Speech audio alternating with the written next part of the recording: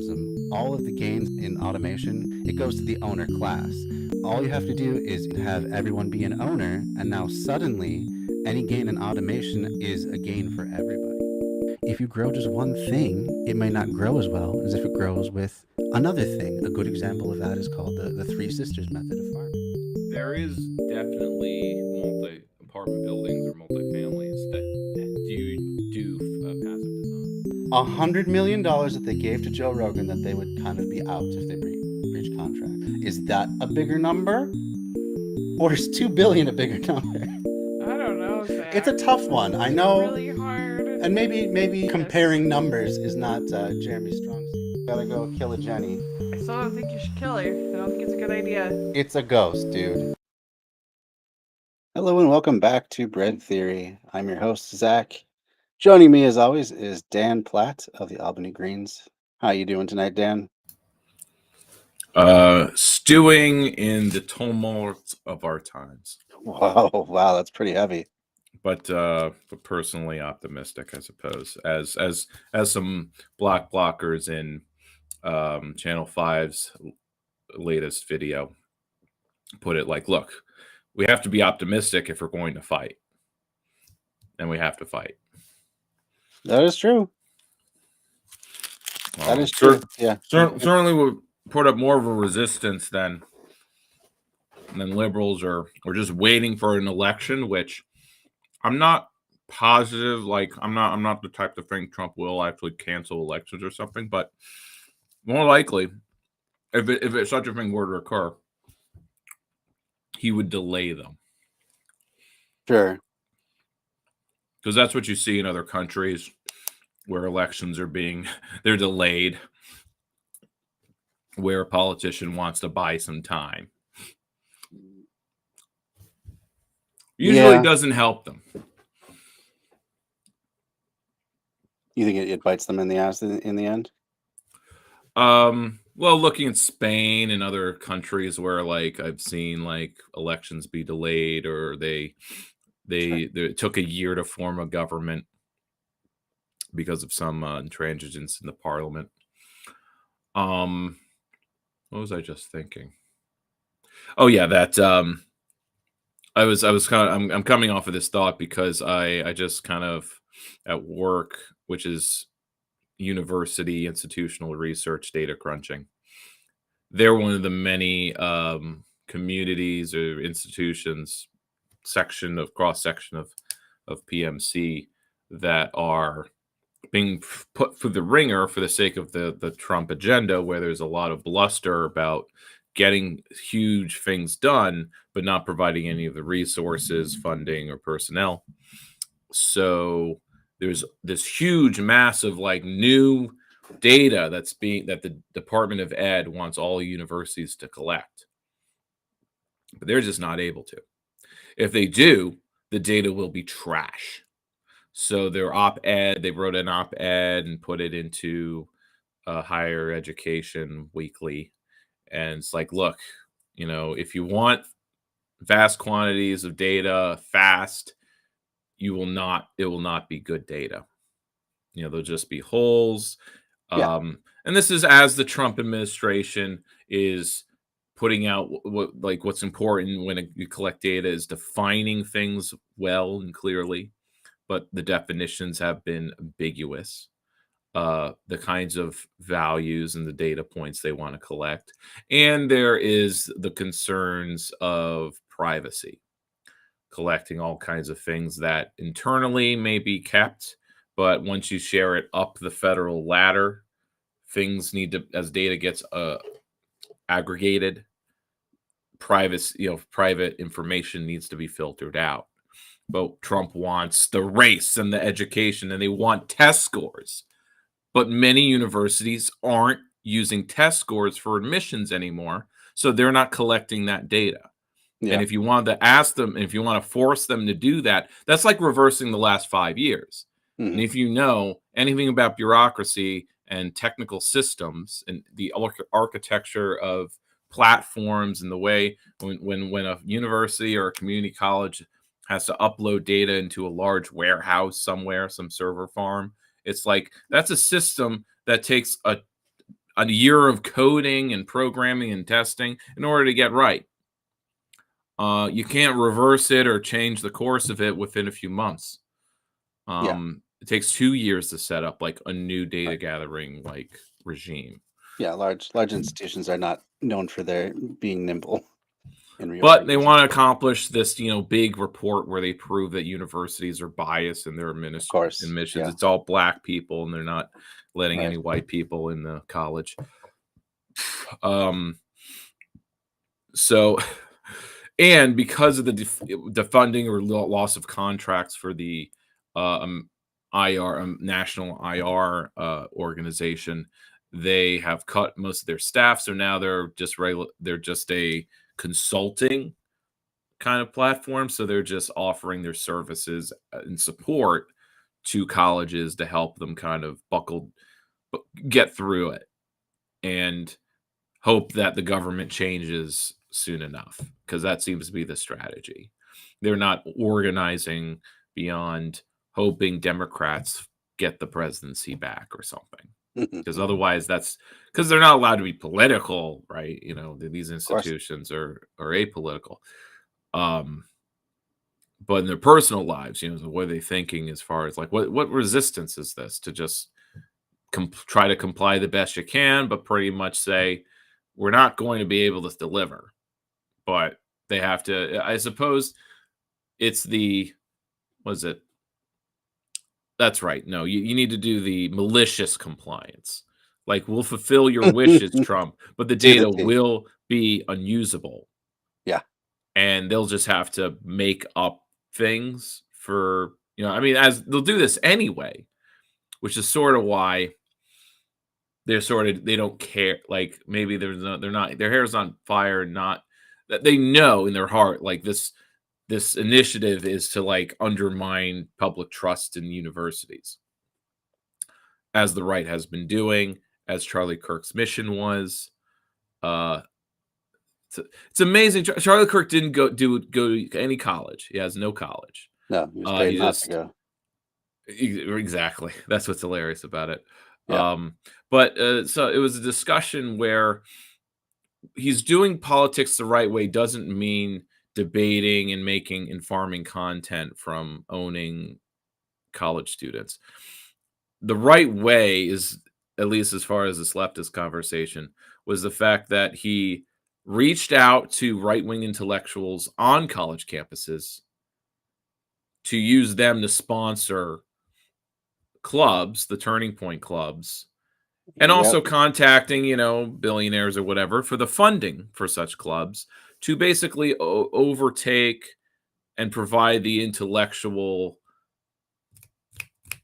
environment for the right on college campuses, because young Republican clubs, which were the only thing that existed, were just the Nepo babies who just don't know, they got their funds up their ass.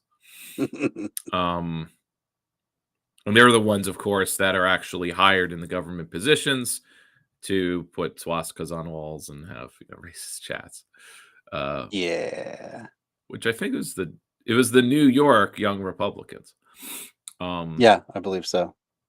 Which, of course, doesn't surprise me in the least. Here in New York, our Republicans are probably more racist than other states, or just as. But that's sort of what keeps them to their 40% kind of political, it's 60-40. Sure. Anyway, so lots of things occurred. Good news for me, anyway, is that I've been promoted. Hey, congrats. After 25 interviews. I've been hired by the Division of Human Rights in New York, and my new position will be assisting with intake for discrimination claims. Oh, that's great. Which, as you can guess, there's been quite a backlog. Yeah, and the initiative itself is that all of the separate districts within the state had their own offices for an intake, and they all have big backlogs. So they're consolidating all of that in the one central office here in Albany, where it's being handled in a centralized fashion with the team of legal aides to determine if someone has a case. in prep for the interview, I read the report from last year where they helped about 250 people basically get their claims settled. They would get $10,000 to $20,000, and then the offender would pay some fine of another few thousand to $5,000. So it's obviously I had another interview. It was the last one I did with that was more about enforcing prevailing wages, and they're like, "Oh, well, we're going to put a lot more money in working class people's pockets than the Human Rights Office," and I'm like, "Yeah, but they're a hard offer, and I'm just interviewing with you now." It was kind of an interesting thing. They were really fun people. The assistant commissioner even said she used to be a chair of the Greens here in New York. I'm like, huh, really? It's amazing the kind of people I run into that were involved with the Greens, even at like a high officer kind of level.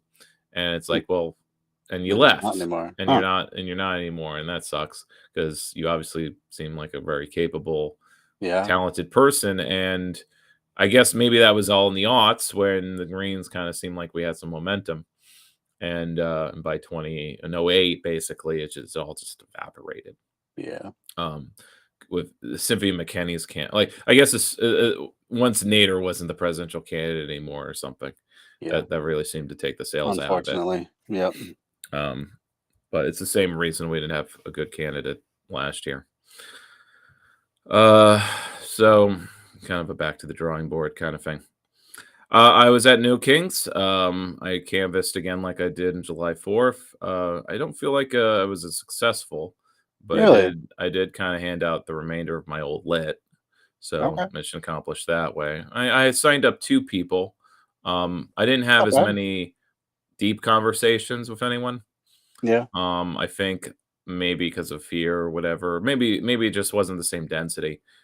The more of the people I was passing by seemed checked out. Really? Well, or they were vimmed up on the party atmosphere of the gathering. Though it wasn't a gathering. It was, we lined an avenue for 2 miles. Yeah. On either side of the street.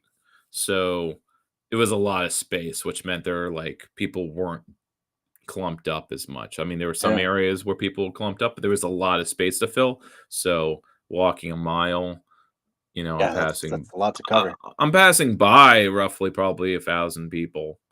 Yeah. Or 800 or so.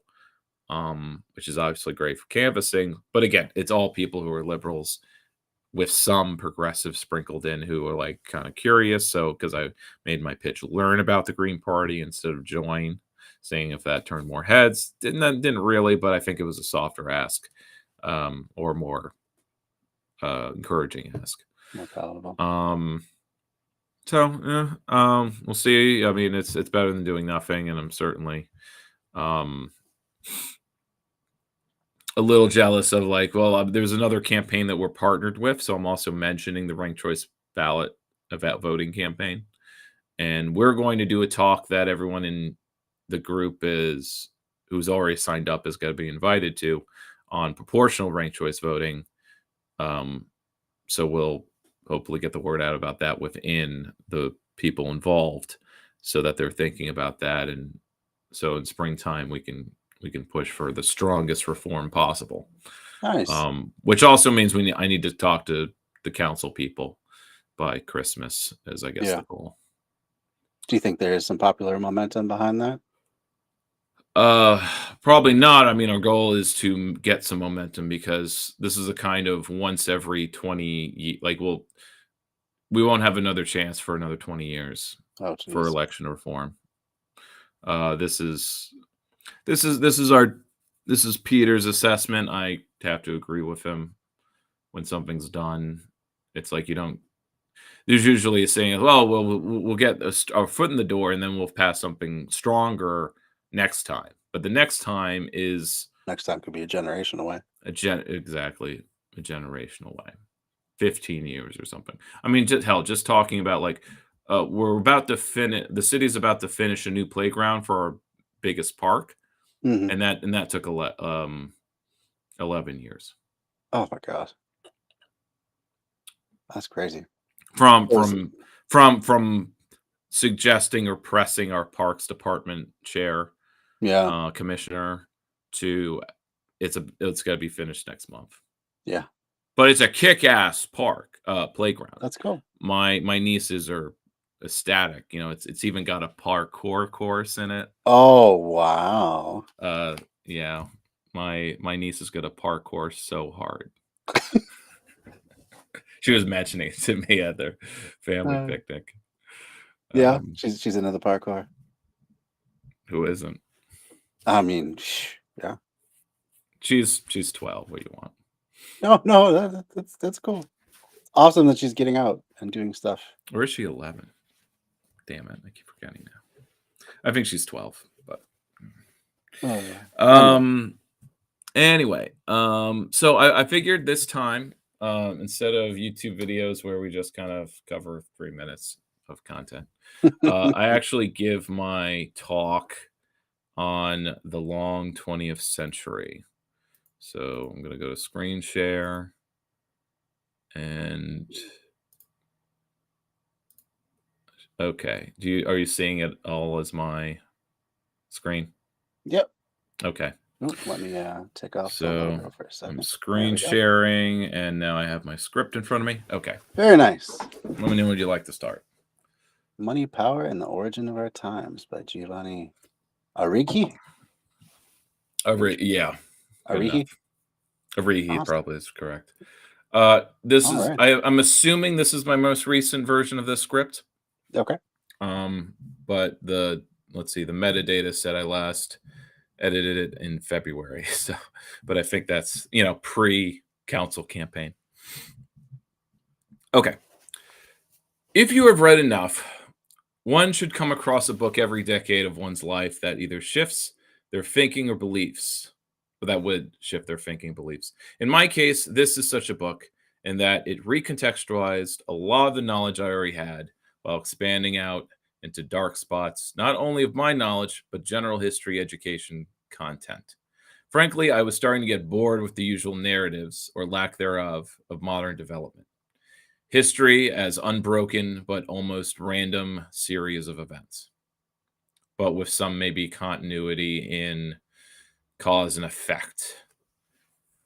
But anyway, the thesis of this book is that the social political shift that we've experienced since the 1970s, that we may call neoliberalism, deindustrialization, or financialization of the economy. We even call it late-stage capitalism if we're following a kind of German ideology, because it's from a German philosopher to call something late and put things in stages. Trends of our lifetime, etc., the zeitgeist. That the line between modernity and postmodernity is not, and then, so the thesis of this book is that the line between modernity and postmodernity is not a new phenomenon, but is in fact a well-tread pattern of capitalism as a world system. The book is a study of these cycles with lots of historical discussion, analysis of the recent global system, and where it's going. Let's see. I want to make sure I can. Oh, crap.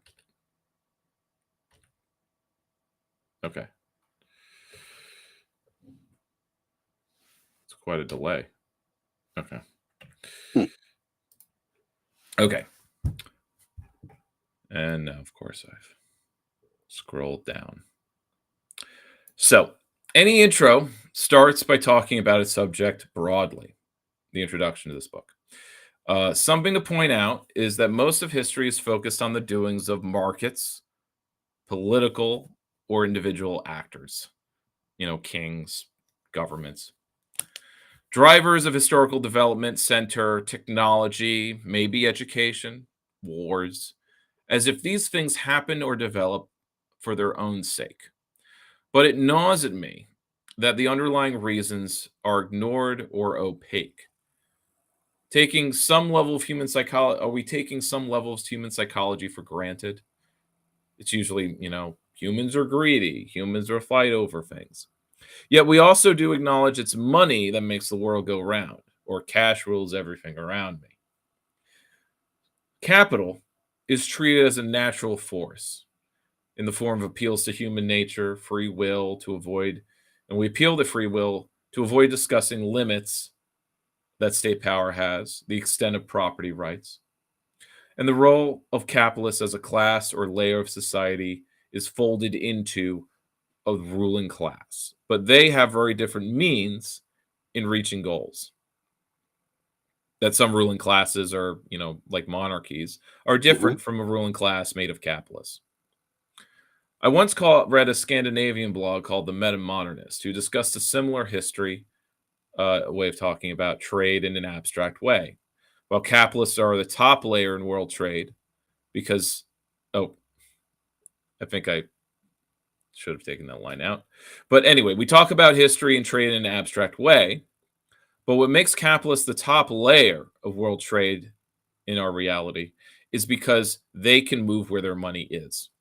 Capital is mobile, and that's what makes it the strongest force in history. And this begs the question of what are the capitalists doing? Something to note are that the layers of our economy and how they depend on and exploit the layer under it to grow or exist, and that these layers themselves have different values and goals. For example, looking at this little pyramid here, that markets benefit from competition, but capital is in its values anti-competition. In social life, our humble lives are better when more is saved than spent. And this is the opposite of markets, where one makes money by spending money. Or let's say in measuring GDP.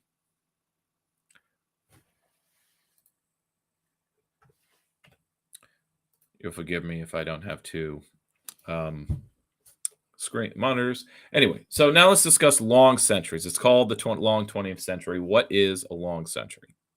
This is a term used in this book to mean a span of time that is a stage of capitalism, which Agari calls a systemic cycle of accumulation. Because the cycle of accumulation is you have money, you invest the money, you profit, repeat, right? That's the cycle of accumulation. But we have systemic cycles that take place over a long century. Now, there are several kinds of cycles that have been proposed over, the study of history, or in our reality. There are simple economic cycles of boom and bust. These are usually 15 years between growth and recession. There are business cycles that are made up of the inventory cycle, which is usually 5 years. There's the cycle of a fixed investment taking 10 years, and infrastructure taking 30 years. The time between you have to replace, say, the goods in a store, a retail establishment, the building that the goods are in, and then the roads leading to the store. But we are looking at the systemic level. Thus, a long century is a systemic cycle of accumulation that exists between crises. Now, these long centuries are not completely dissimilar from our usual way of labeling ages of history: the Reformation, colonialism, industrialization, and quote-unquote modernity.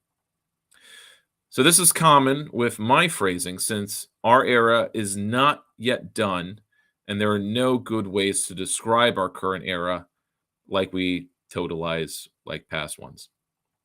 Each long century, let's see if I'm skipping anything here. And he lays out that there have been four of these systemic cycles, kind of starting in the Middle Ages, and that each of these cycles is split into two parts.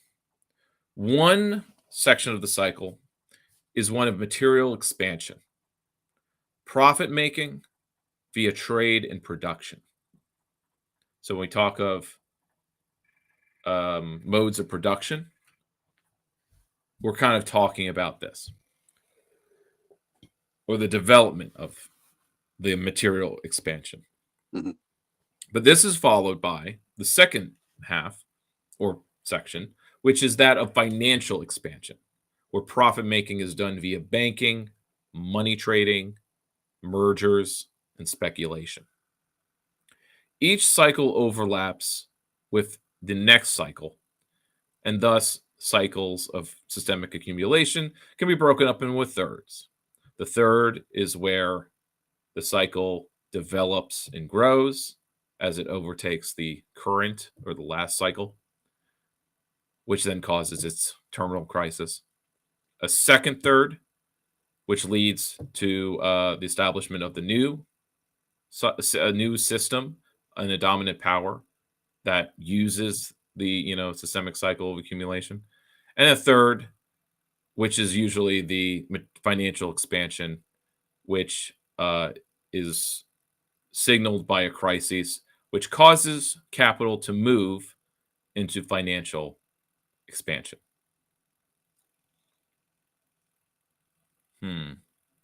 Okay. So the next two are going to be more me reading the slide than my script here. Yeah. So Sure. 4 cycles, systemic cycles of accumulation. I know it's a mouthful. But this goes back to the actual history of capitalism itself. I really dislike, there's all kinds of historical narratives, your mainstream history courses. They almost start capitalism like some of them will just start it like at 1800 or something. Like they started with the first factories or the first, or maybe because they were America-centric, it starts when America starts. But this is clearly, if you think hard about it, doesn't make any sense.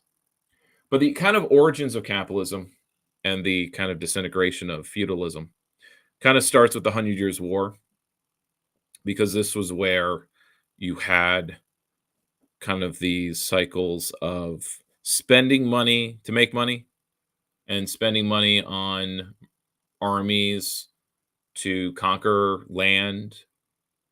It created a cycle of accumulation within the feudal system. So you and this kind of both in France and England and the Northern Italian states, you had more complex state and war making, to summarize everything going on. Aguri kind of talks about it at length, so I get gargled if I try to kind of parse it. But this kind of leads with the first cycle of systemic accumulation, which kind of starts with the Genoese, actually. Usually when we think of the Renaissance era, the major cities are Florence, Venice, Milan. Not so much Genoa, but why not? Because in Genoa, they were, unlike the other city-states, purely capitalist, right? It wasn't just a banking family who funded art. The Genoese were so engrossed in money-making, they didn't spend money on anything else. So Genoa doesn't have big cathedrals, patronage mills for art, or any particular military investment. That's what Venice did. It's what Florence did. Even Milan. But not the Genoese. But they were, in fact, the first capitalist government, because in 1504, this was when the merchant class actually had full control of the finances of the city and took them away from the nobles, as the nobles were trying to kind of themselves become like merchants. That plus some banking reforms made the Genoese the first capitalist government. Because up until this point, there were capitalists, which is usually the kind of one of the fallacies of liberals and American discourse, is to say, well, capitalism's always been around. No, capitalists have always been around. They've never been in charge of the government. Not until the Genoese in 1504. Well, they also conflate markets with capitalism. So of course. But of course, there are always merchants using money to make money. Right. But in China, they were the lowest class. And in Rome, yeah, maybe they funded some politicians and some coups. But they weren't able to be the government. They were always an accessory. So, but the thing is, the Genoese were so engrossed in money-making, pure banking power, they didn't invest in the military like Venice did, right? They had their grand arsenal, and the Venetians had their big fleet. The Genoese didn't put a lot of money in their ships. So they partnered with the Iberians, as evident, the big picture up there with the conquistadors, because it wasn't really so. What's interesting about the retelling of how colonialism begins is that the Genoese, it's usually, the narrative is always that the Italians wanted the spice trade, and thus they had to go through the Ottomans, and that cost too much. But to the Genoese, it was Mali, it was the gold trade. The black historians or black nationalists will bring up Massa Musa, they'll bring up how rich Mali was, and not tie that. I mean, the thing about the Hoteps is that they'll tie that into like, well, they were richer than the Europeans and they were leading world history. Yeah. This is partly true in that the Genoese funded the Portuguese and Spanish to get around to the other side of the continent to trade with Mali better and not have to go through the caravans. Right? It's very expensive bring gold over the Sahara Desert. Yeah. It wasn't about getting Imagine. to India. It was just about getting to the Ivory Coast. That was the first step.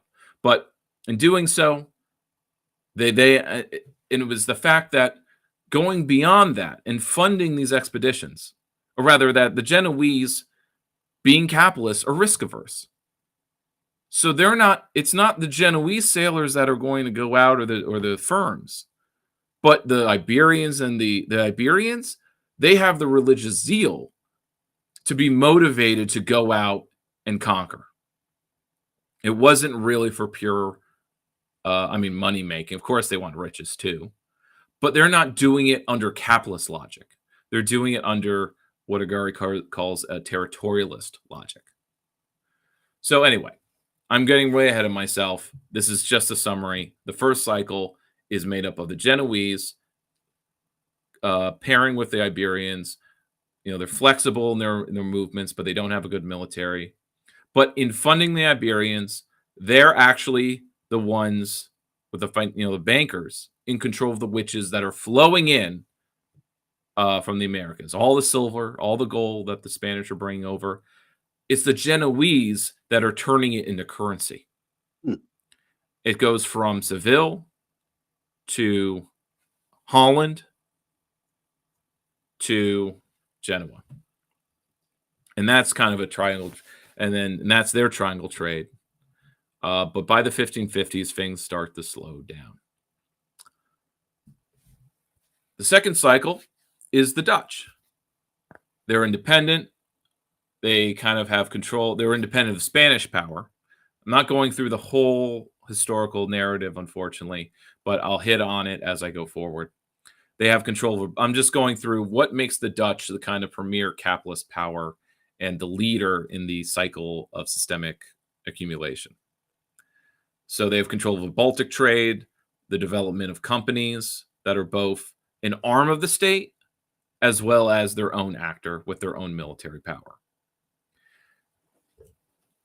Their signal crisis, the separation in their system of accumulation, was the 7 Years' War, which was the first war, at least in Europe, to be fought only over trade rights. And then until there is unrest in colonies and at home. So again, I'm really simplifying it. Again, this is just a summary. I'll go deeper as I go on. The third cycle is the British cycle of accumulation. So the Brits can match Dutch power, capital power, but they can't quite overtake it. But then they do in the Age of Revolution, which includes ours. They have a huge industrial expansion during the Napoleonic Wars. Thus, in the decades after, the crown starts absorbing the companies because they become bankrupt. So the crown pretty much nationalizes them, which then doubles the British growth, the growth of the British economy.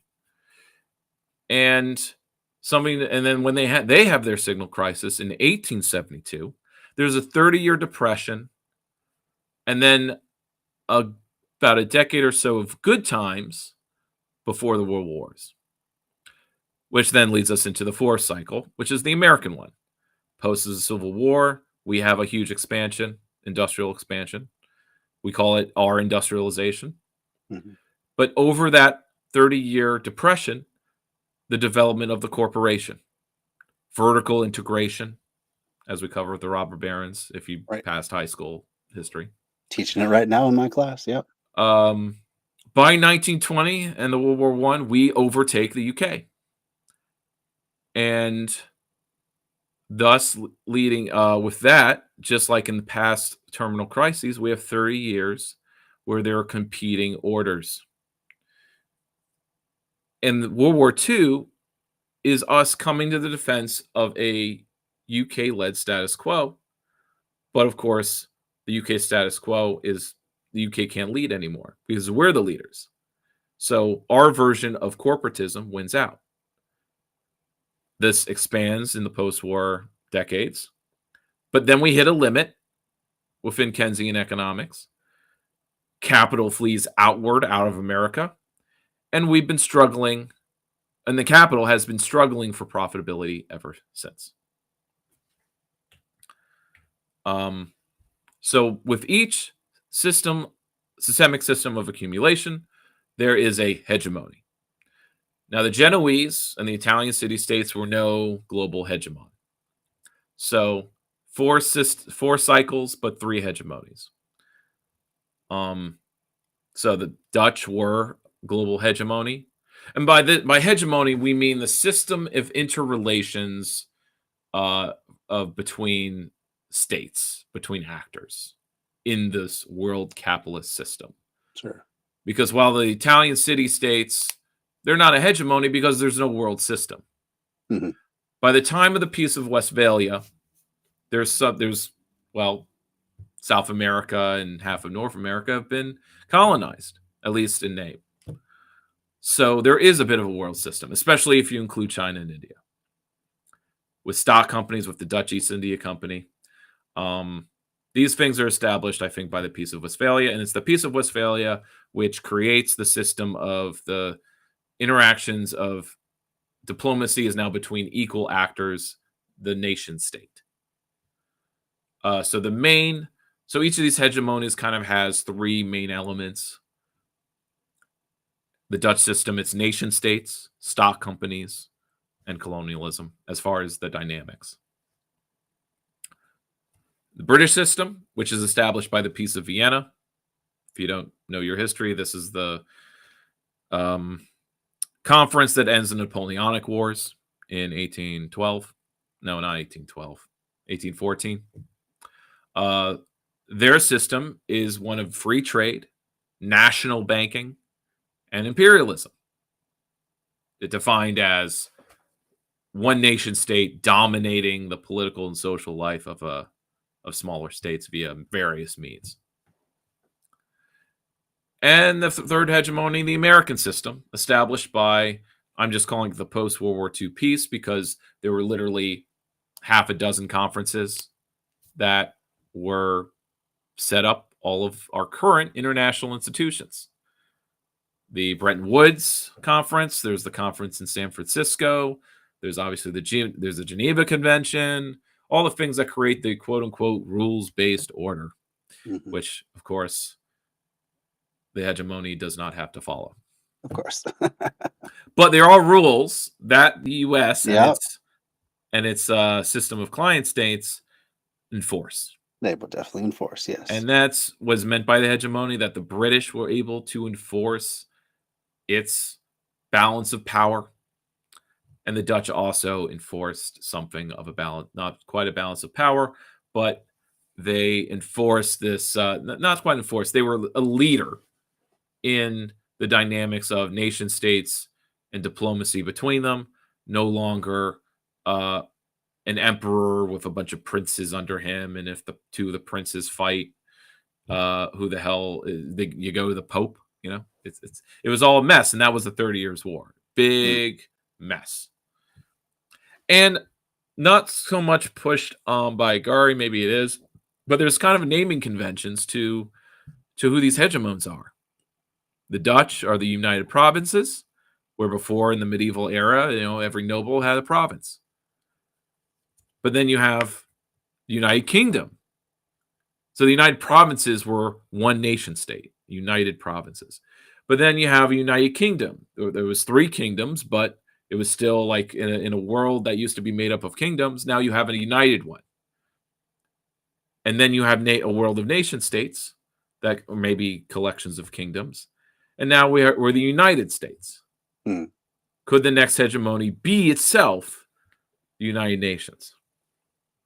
Or perhaps global state?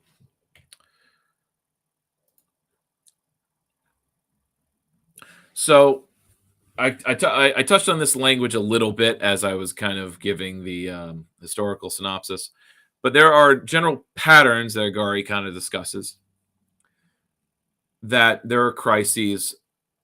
So we know as semi-Marxists, aspiring Marxists, when capital accumulation hits a limit, this is caused by the fall or decline in profitability. Some crisis occurs.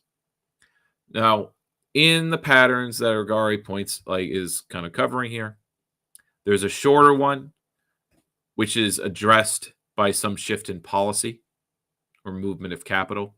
The other is a larger crisis, which is only solved by some transformational reform, usually into a more larger and more complex system. It does not go back. The first kind of crisis is a signal crisis. This marks a shift in the current system from material to financial growth. The 25 years of the New Deal era are the only time. Oh, okay. This I think this is before I rewrote this. Okay. Well, that really sucks. Wonder where the other version is. Yeah. Anyway, I discuss how he points out, and this was just something that fascinated me when I read it. It's not important to summarizing the book, though. But in American history, the New Deal era, which is about 25 years, was the only time the needs of capital were not put first, because America could afford not to do that. But once profitability hit a limit, we couldn't afford to not put the capitalists first as a country. And that's 1972, our signal crisis. Because once that boom ends, it's back to business as usual. So I put that shift there. But I think this is the, whoops. Come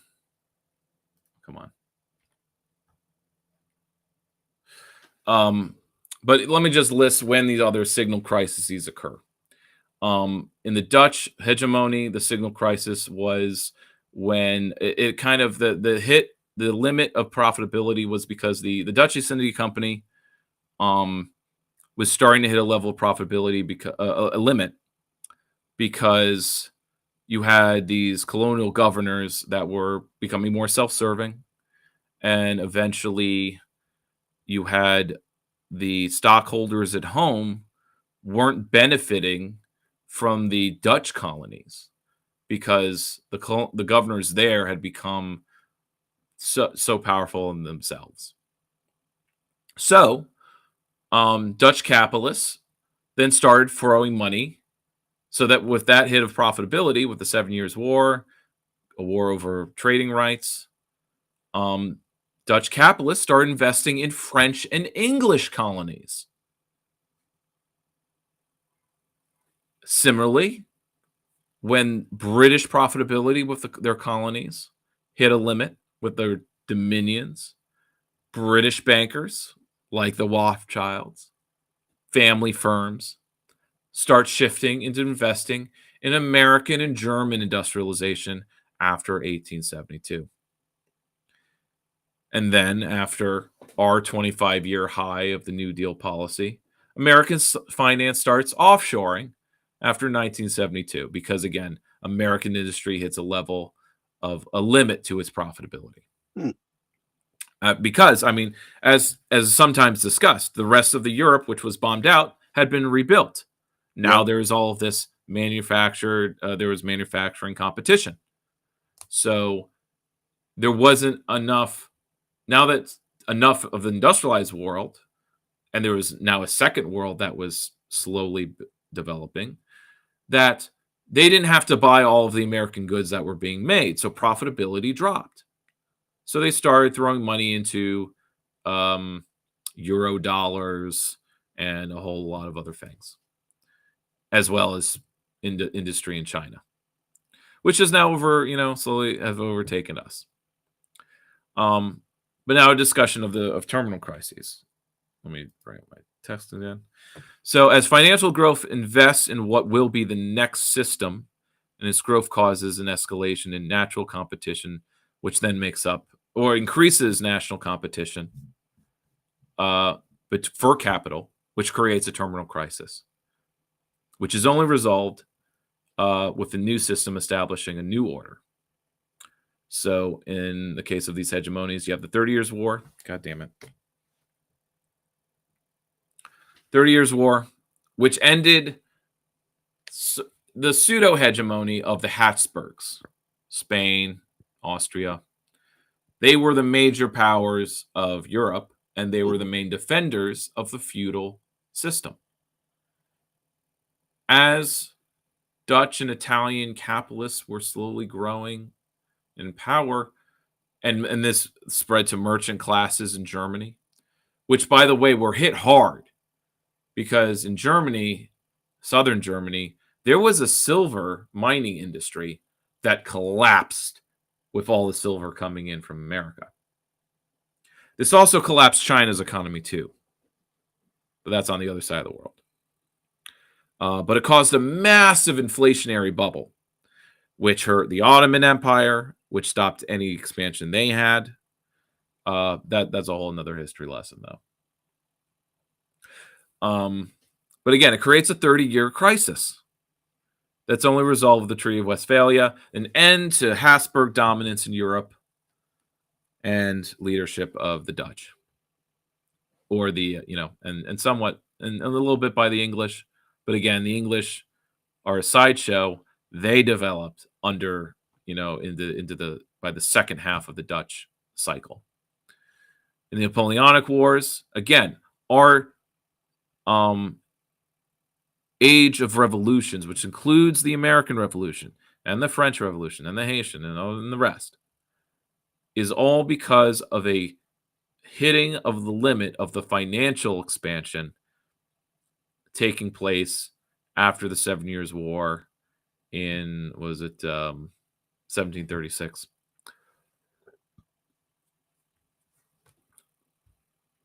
And then, of course, the World Wars, which need to be taken together, right? From 1914 to 48.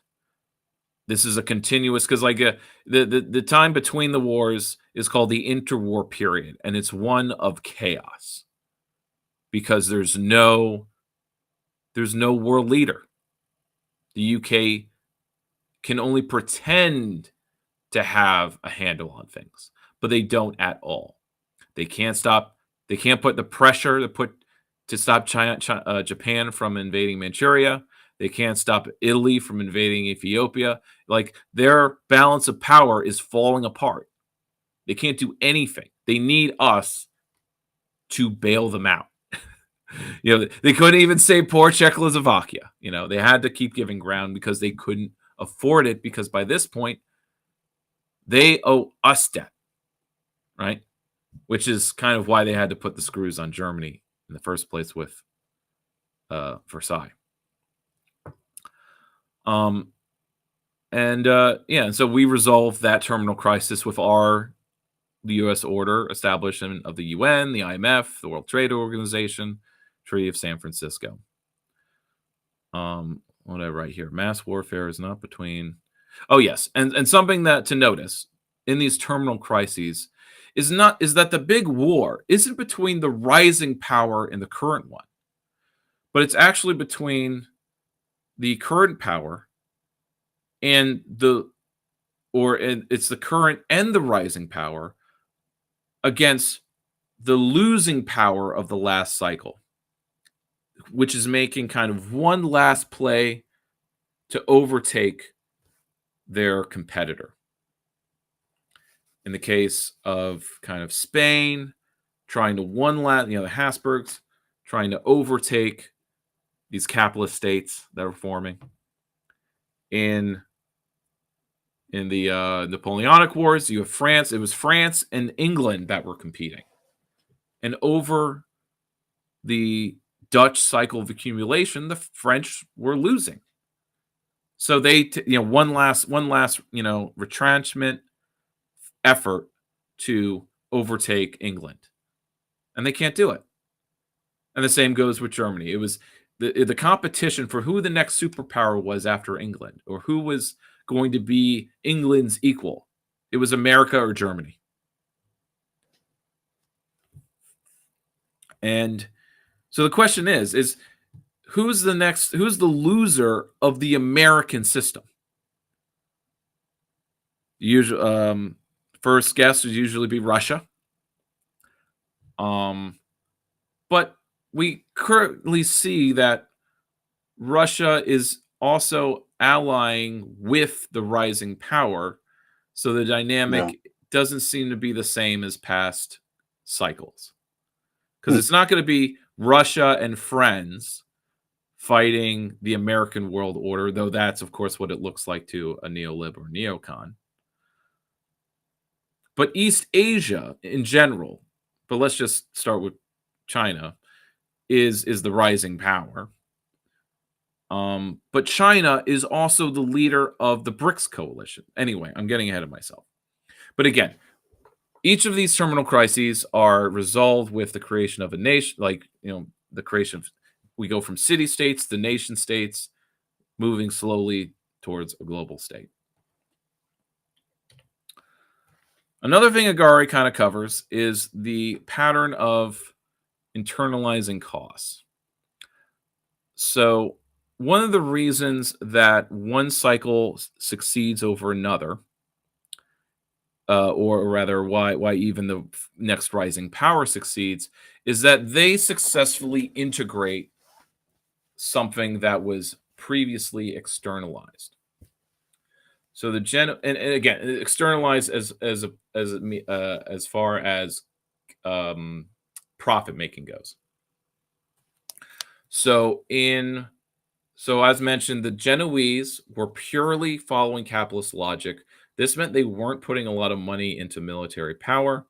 They relied on alliances and deals with the Iberians to cover their military costs, or as we call them, protection costs. From bandits, from piracy, from other competitors. Now, the Dutch solved this by integrating protection costs, because not only did they have a national state army, which was the United Provinces had created. This picture on the left is representation of that. But that the chartered companies were also allowed to arm themselves and hire mercenaries. As maybe mentioned in history books, the Dutch East India Company had its own army that was the size of any army else. That was a nation that made it almost as powerful as a nation state unto itself. Mm-hmm. But the Dutch, their colonies were then assets of the companies. They weren't Dutch national property. So the British, and by the way, and so the colonies, or rather the Dutch, their profit making came from trading and controlling the circuits of trade, as the Genoese had, as the Italians did. But they didn't own where the stuff was coming from, right? Their colonization wasn't really fully part of controlling the production.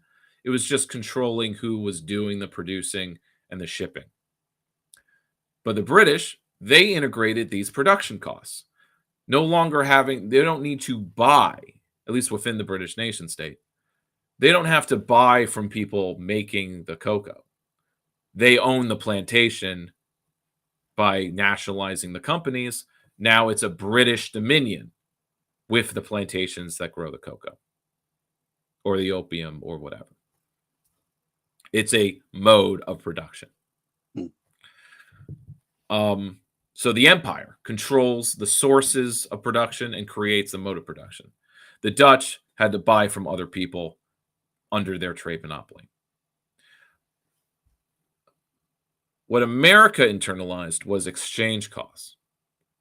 So by exchange costs, we're referring to the cost of communication between firms, and that includes information, the costs of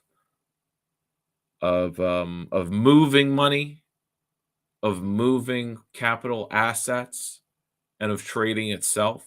There would always be a cost to buying and selling things, and sending and making an information, especially between firms. Like you would have to make a contract in order to do any business dealing. But if you have vertical integration, all of your assets, all of the steel mill, let's say, give me an example, the railroads, all of those sectors involved with railroads, because the railroads did it first. Mhm. Now all of them are seamless. They're all connected within the same firm. Right. And now so they can all communicate seamlessly, or at least without any costs between sections of a firm. Right.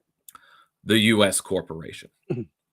Although any corporation. But what makes the U.S. corporate system different than the German one is that the German one was more of a cartel system, and the American one is what it is. So multi-unit corporations each have their own bureaucracies, which lower information exchange costs between its units. This started with railroads, and it spread out to all the other sectors, creating trusts. So this leads to a kind of question of what the next system, or what the next rising power, what is the next externalized, what's a cost? And by the way, an externalized cost is something that Did you hit mute there or something?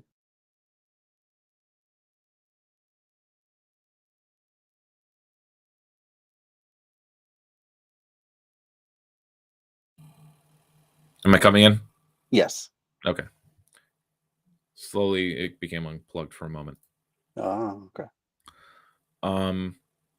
So About the externalized costs. Yeah, externalized costs drags down profitability. Right.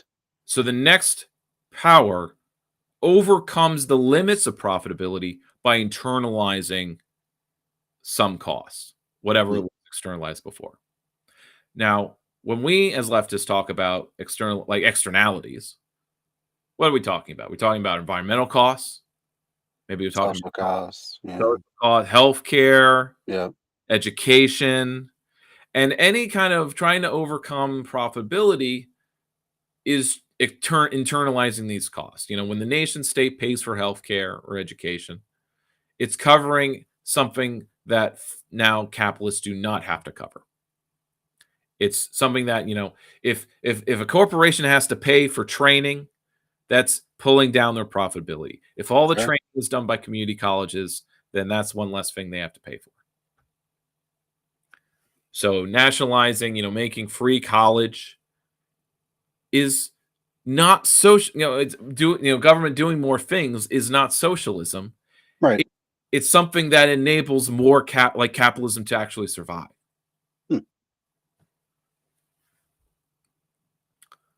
Another pattern, or a few other ones that Aguirre covers, which I don't think are as important, but he kind of covers them nonetheless, is that between these cycles. So I mentioned before, that with the kind of graphic on the right there, that between these four cycles, that they alternated between being cosmopolitan and imperialist. That one cycle, like the Dutch and the American, I guess. The Genoese and the British were imperialist, and the Dutch and the American systems maybe I'm getting it mixed up. Oh, sorry. The cosmopolitanism comes with being imperialist, like the British Empire and the Genoese. Because the Genoese were not all just in Genoa, but that you had these Italian merchants that were everywhere. They were in Utrecht, they were in Seville, They were in every major city in Europe. And this is also where, which is interesting because in the usual historical narrative, it's Jews who are the middlemen, who have people everywhere and who have Right. all these contacts. But it's a total subversion. That's actually that Agari points out, and this blew my mind. He points out that the historical record is that you have Genoese merchants that are everywhere. And that that you can go to any trading fair, that any trader can go to any trading fair that's set up and meet a fellow Genoese and start trading paper Hmm. and make an investment. And then they will send that to the banking house in Genoa or Florence, so on. And now he doesn't mention Jews at all. Like, they don't. Do they even have a real play in here? I mean, I guess they did exist alongside, but I think it almost seems like part of the anti-Semitic narrative of history that Jews were the ones doing the money lending because Right. they're the only ones allowed to, completely ignoring all the Italians that were creating the institutions of banking. Hmm. That it was probably Jews that were just following along because that was where you could make a living, or you could For sure. enter that, because there were a bunch of Catholics who wouldn't, especially as Protestantism starts coming online as an ideology. But anyway, cosmopolitan imperialist. These are the British and Genoese cycles, but the Dutch and American systems are nationalist and corporate. These cycles, they consolidate and deepen capitalism, while the other ones expand its reach.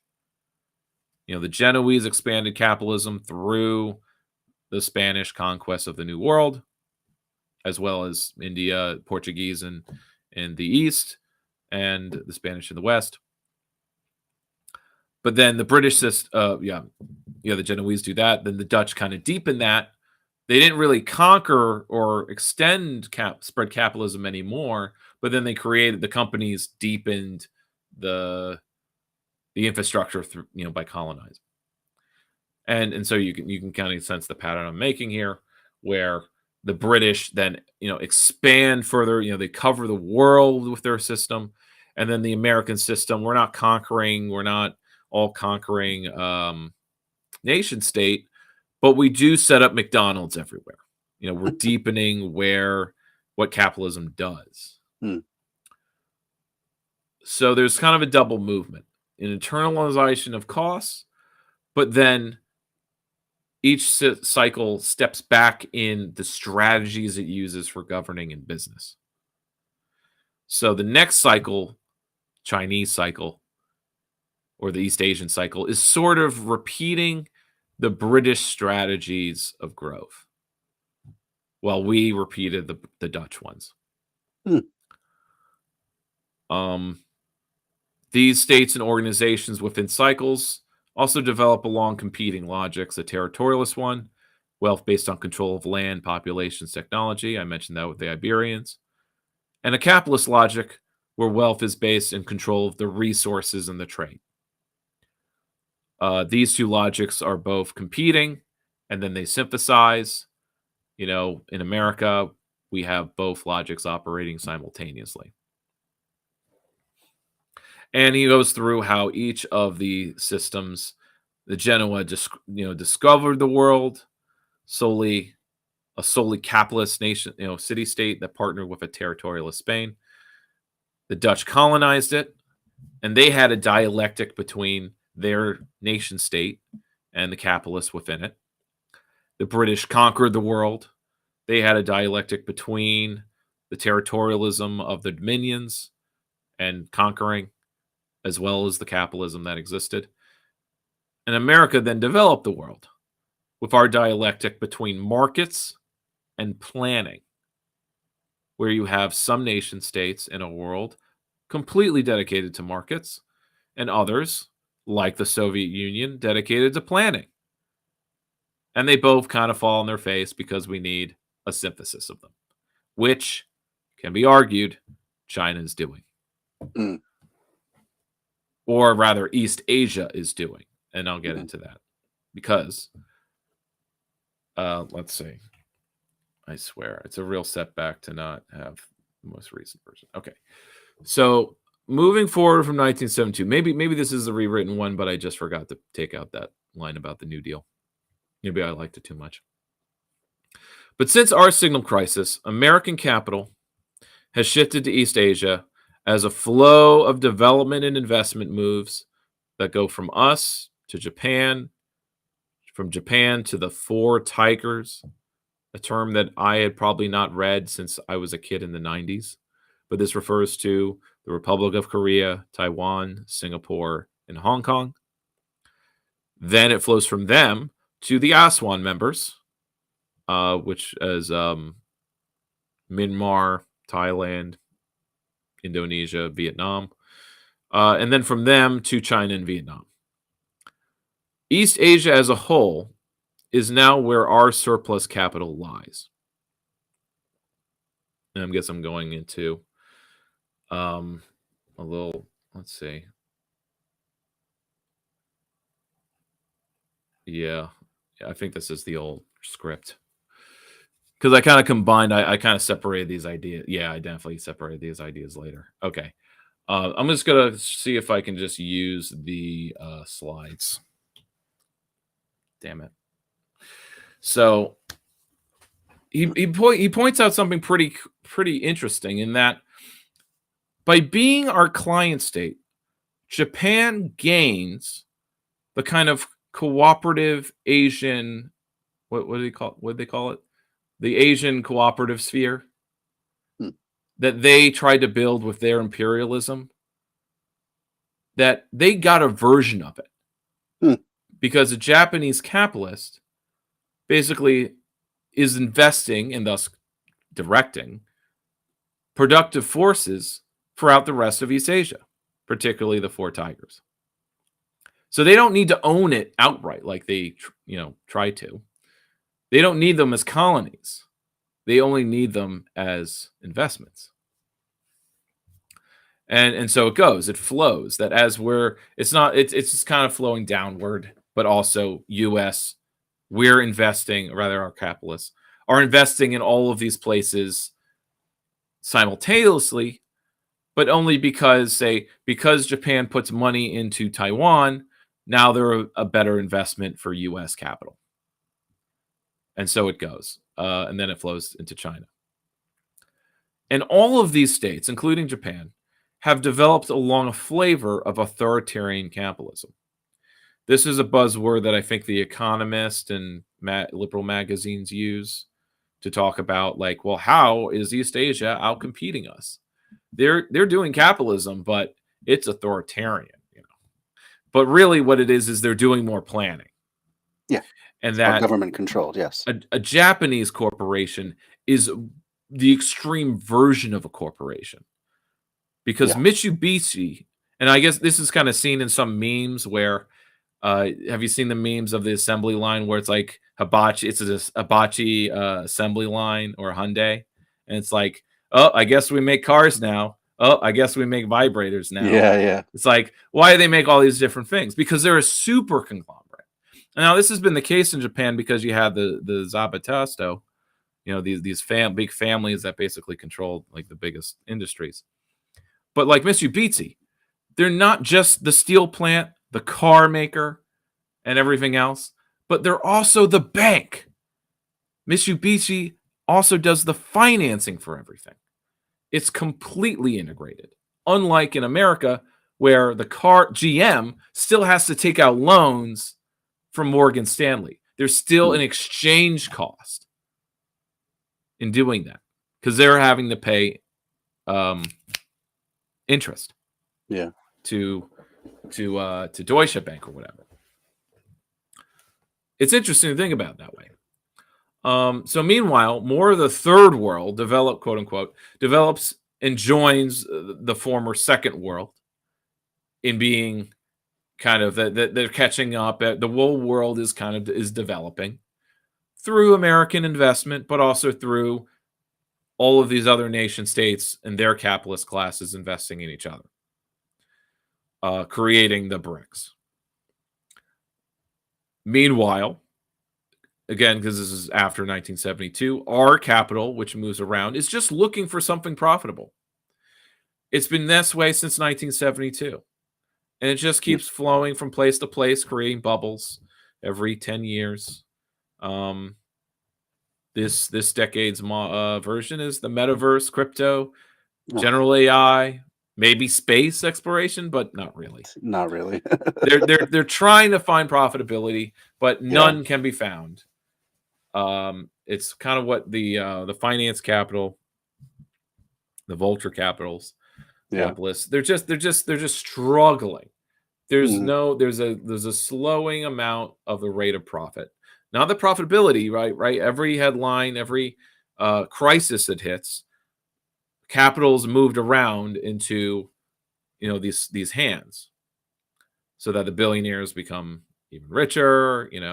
COVID, this is what happened. But that's like the only way they can increase profitability, because the rate of profit, it's not that profitability is down. Corporate profits are always growing, but the rate of profit. And if there's anything stockholders seem to hate more, it's when the rate of profit goes down.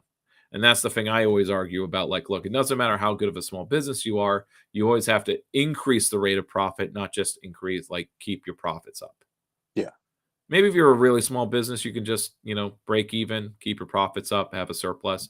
But if you have stockholders, if you're a public traded company, you have to increase your profitability. And that means squeezing whatever customer base, destroying it, starting over. It's always a downward spiral. Now, this is Arogi's on the right here, his graph of the long centuries. So he includes the 100 Years' War in this 15th, 17th, 16th century. You've got a long 17th century, 19th, and 20th century. You may notice that they seem to be looking shorter each time. The pendulum swing is shorter. Each swing that it swings. And this kind of goes into sentiment, not in Aguri's book, but that, capitalism is the crisis. Like, it's not really a state of society. It's a continuous goddamn crisis that just never seems to end, except when you look at a graph like this that shows that there's a pendulum swing, but it swings a little shorter each time. What happens when it reaches, when it will reach stability at some point. Yeah. Sometime at the year 2400 or something. Sure. But here I did a little math. Let's see if it's I didn't include it. I took it out of the main slides because it's a little too pretentious, I think. But I kind of did a little quick math and how the U.S. hegemony is lasting just like 70 years. So the next one the East Asian one maybe just be 40 years. And the next one's 20 years. But the systemic crises take 30 years each time. So it's kind of, okay, sorry, I'm getting to the long version here. Oh, that's fine. But anyway, I made this nice graph. So this is my version of the diagram. I include the Mongols because they're the exception to everything, but they're also kind of what kicks off the growth of the Italians. Okay, Eurocentric history will put it that the Italian city-states grew rich because of the Crusades. If that sounds like bullshit, it is. It's through the circuits of trade that the Italians grow rich, and those circuits of trade opened up because of the Mongol Empire, the reopening of the Silk Road. Yeah. You may notice if you look at certain maps, if you pay EU4, maybe in other maps, but that the Genoese had colonies in Crimea.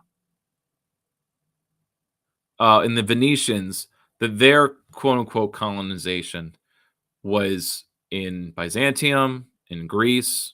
They controlled Crete. Like their money making, at least with Venice, but including Genoa, was going east through the Silk Road.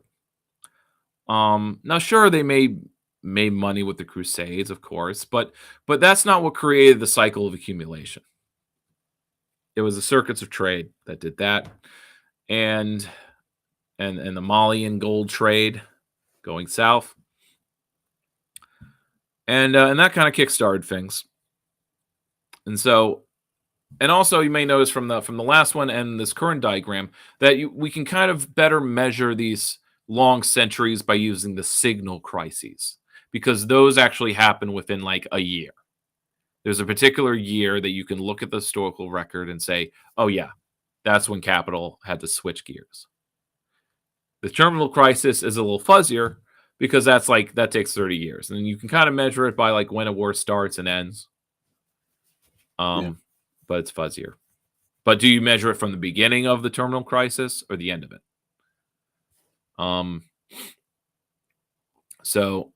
Yeah. So you may notice, that each of these colored bars are shorter than the last. Right. Although the American one doesn't seem that much shorter than the British one.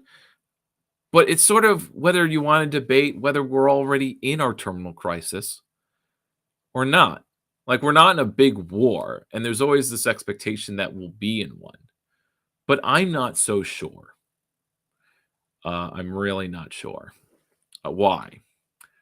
Because a new development in geopolitics is that, which has not occurred in the past, is that power is now bifurcated. As East Asia has developed, it is the holder of our surplus capital. But America retains or has remained the military superpower. Right? Now, yeah, China's slowly ramping up some military spending, but it's still just like a tenth of what we spend. Right. I mean, this is similar to the fact that in discussing the Soviet Union, I'm really despising any narrative that we were rivals, that we're really competing as equals. Because the economy of the Soviet Union was a third the size of America's. Right? That wasn't a fair fight. No matter how you measure it. It wasn't between equal powers. The Soviet Union was just trying to get by in America's world because it was our world. The Cold War makes it seem like the world was really split in half and that we only controlled half of it, but that isn't the case at all. So what is our terminal crisis? Is it beginning in the next decade? Because if you go by the numbers, I feel like it is. Yeah, or has it already begun? No, are we already? I feel like it's already begun. I feel like this. And how we deal with it is kind of seen in the differences in our duopoly parties. Though of course they're not answers at all. The Democrats' answer is stay the course. Yeah. This is similar to the UK Conservatives. And then you have our the Republicans being fascist, saying the answer is to do authoritarian capitalism ourselves, I guess. But again, it seems like we're the losing power now. So it's almost like Russia isn't the losing power of the American system. It's that America is the losing power, and that we are going to fight the rest of the world for what the global state will be like. So there's a question about whether the next, the global state that does form out of our crisis that comes will internalize social reproductive costs, which is what he calls all the things we listed: housing, the main big five needs: housing, healthcare, transportation, food, education. Yeah. Because global governance is developing in parallel with the global South, as the BRICS, which now encompass, as of last year, 45% of the world's economy and 55% of the world's population, push for reform, or at least are creating their own parallel institutions, which I argue with China, it's like usually like, you know, the American media will paint it as China-led. It's China's alliance. But it's more split than that because yeah, the new the BRICS World Bank is based in Shanghai, but the chair will always be a Brazilian. It's structured that way. I think that's new. And their institutions, they put at least as their stated values, more trade equity. And any potential rivals that East Asia has, they're incorporating already. So where's the next system? So if the next system is also going to be expanding capitalism again in order to seek profitability, well, where will it expand? You can think socially, it's expanding into our time, our dreams, our free time, our reproduction. Or does it expand spatially into space and the oceans? We're starting to see that. Hints of it. Because you'll see the hints of the next system in the last third of the old. As the UK system declined, corporations established themselves. So Anaarchy, in a kind of an addendum, lays out, and this is a addendum that he wrote in 2008, or maybe this is when he wrote the book. Three potential futures because of this bifurcation of power between capital being in Asia and military power that we have. Because it's, again, even if we can't, we're only affording it based on our debt, we still have all these assets, right? As long as we can fund their maintenance. The fleets, which themselves are basically floating armies. I mean, just think about an aircraft carrier. Was there 1,000 personnel on it? Oh, at least, yeah. Or a whole division, right? Anyway.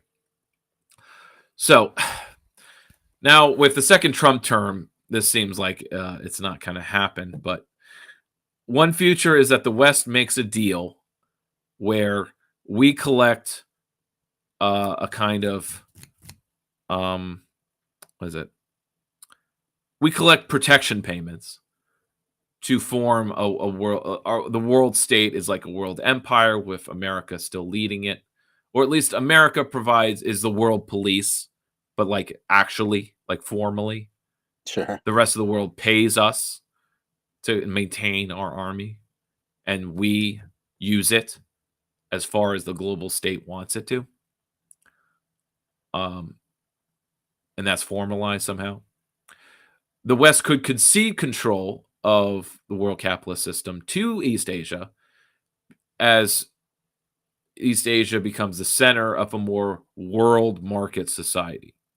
Emphasis on markets and not capitalists, because in East Asia, capitalists are not like always the ruling class, especially in China. They're not like, I'm not fully on board with calling them socialist. Of course they're not. Yeah. Just because they have billionaires. But those billionaires take orders from the party or else. And this means they're not the ruling class to me. So if we have a world where we still have billionaires in a market economy, but they're not the ones that own the government and the government doesn't serve at their pleasure like our government does, we could maybe say this is a better world. Certainly one where the seeds of socialism, proper socialism, is developing the next system. As it really can't now. We're only struggling against the capitalist order. And, but there's also the worst future, where the West makes no deal whatsoever, and then mass chaos ensues as we have endless war and struggle for resources amidst climate chaos, because no global governments has coalesced. I'm not sure why he goes full bore. Like, I think if the West doesn't make a deal, meaning the U.S., I think that's what leads to World War III. And then out of the peace, we get a global state where our military power gets dispersed or military power gets abolished. You know, national armies are gone. The UN will have an army. And if we have to take out pirates, we'll use the UN fleet. Hmm.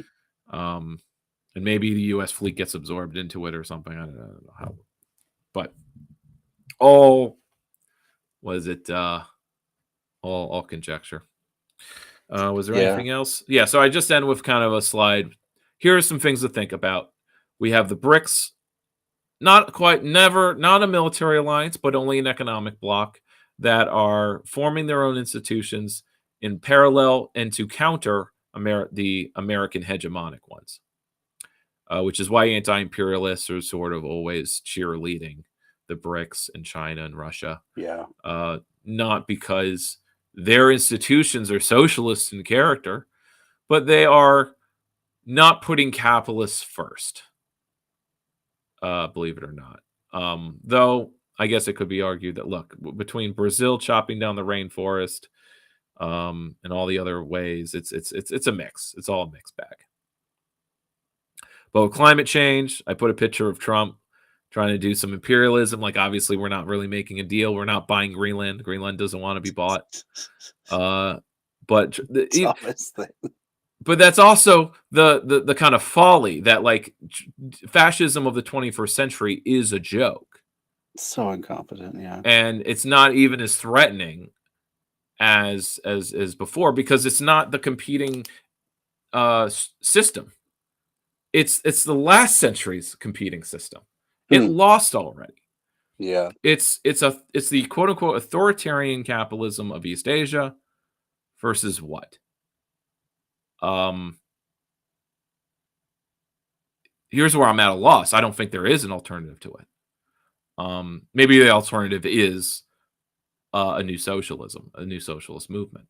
But this socialist movement needs to be in control of some nation states and that form a bloc. So that doesn't exist. So it seems like, the two sides is the second world and the NATO, basically. Because as Germany and Poland actually start rearming. I don't know if you saw a recent headline, Germany, it wasn't being passed or anything, but like I think one of the Christian Democrats proposed bring back conscription, mandatory service. And then the other image is just the capitalist who's just seeking profitability and just, it's not out there, not at the moment. Costs need to be internalized. There needs to be some grand bargain where college is free, single payer health care is implemented. Right. We get free buses and trains, and we got food banks and full food snaps is tripled. Yeah. That will curtail the death of capitalism. But until we do that, it's the only thing that can save capitalism. But that's sort of kind of a reason to not be for it. But it's the contradictions that we have to work through in the development of things that will lead to the erosion or because, again, it's not like anything's ever destroyed in this story. It's that things are superseded. Fades to the back. After all, Dutch capitalists, even though the Dutch stopped being the hegemony after after the American Revolution, because it was literally in response to the American Revolution and the Dutch support for it. At least they started loaning us money. The British just burned the Dutch fleet down, and they basically, and then they see South Africa, right, and Malaysia. They just said, yoink, you can't defend this anymore. You're just a house of debt holders now. And so too it could be with us. But the Dutch, they're a great place to live. They still have the collected wealth, the Hague, the museums, the Philips. They've had capital to invest. They're part of the capitalist system. and a robust part of it, of course. And so is the UK, although of course there's always a lot of prophetizing doom and gloom about the UK. And the same goes for the US. You know, we're always in decline, we're always in crisis, even when we're the world superpower. Although in the case of the 50s and 60s, it was the youth are in crisis and they have to be protected. So very nice. I Very have good. to find my other script. I'm disappointed. I put a lot of work into it. I'll have to find it. I guess I'll save it. Anyway. So it only took me an hour and a half. See, my new script, I got it down to like 40 minutes. Oh, nice. That's kind of why I'm like, I have a lot more opportunities for tangents with the old script. I see. So I get a bit more verbose. I thought it was all useful information, though. I don't think it was True. It did not feel bloated or plotting or anything like that. So. But I didn't want to get out below an hour. Yeah, no, I get it. I hate it when video essayists take more than an hour to do anything. I actually saw a video essay. There was some video essay that was 4 hours. I'm like, that's a deep dive. That's a lot to say about a single topic. Yeah. Interesting. So, any brighter thoughts or discussion points I could expand on? So it is difficult to imagine a World War III at this point. Not only because of having so many nuclear armed powers, it just what would be the catalyst? What would actually send us into World War III? I suppose it could be control of dwindling resources. Keep in mind that the catalyst for the last world wars, not only the 20th century ones, but the Napoleonic ones, or the terminal crisis is instigated by a rapid increase in interstate competition for capital. Okay. So then, when we start seeing capital markets like getting frozen up and like where they're not putting money anywhere, but they have to put it somewhere. So nation states are like really like they're getting really antsy about like that there's no more capital investment at all. But again, it could be war on the capitalists. Like they might just start seizing those assets, China, nation states. But that could kick off some kind of large conflict, but it's no longer between nation state militaries, but like proxy groups, ideological. Like that's why I guess there's something to saying like the next American Civil War will just be it'll be the culture war, but with some more than stochastic terror. But how can it be otherwise? Because cultures don't organize except around consumer groups. And I'm sorry, it's like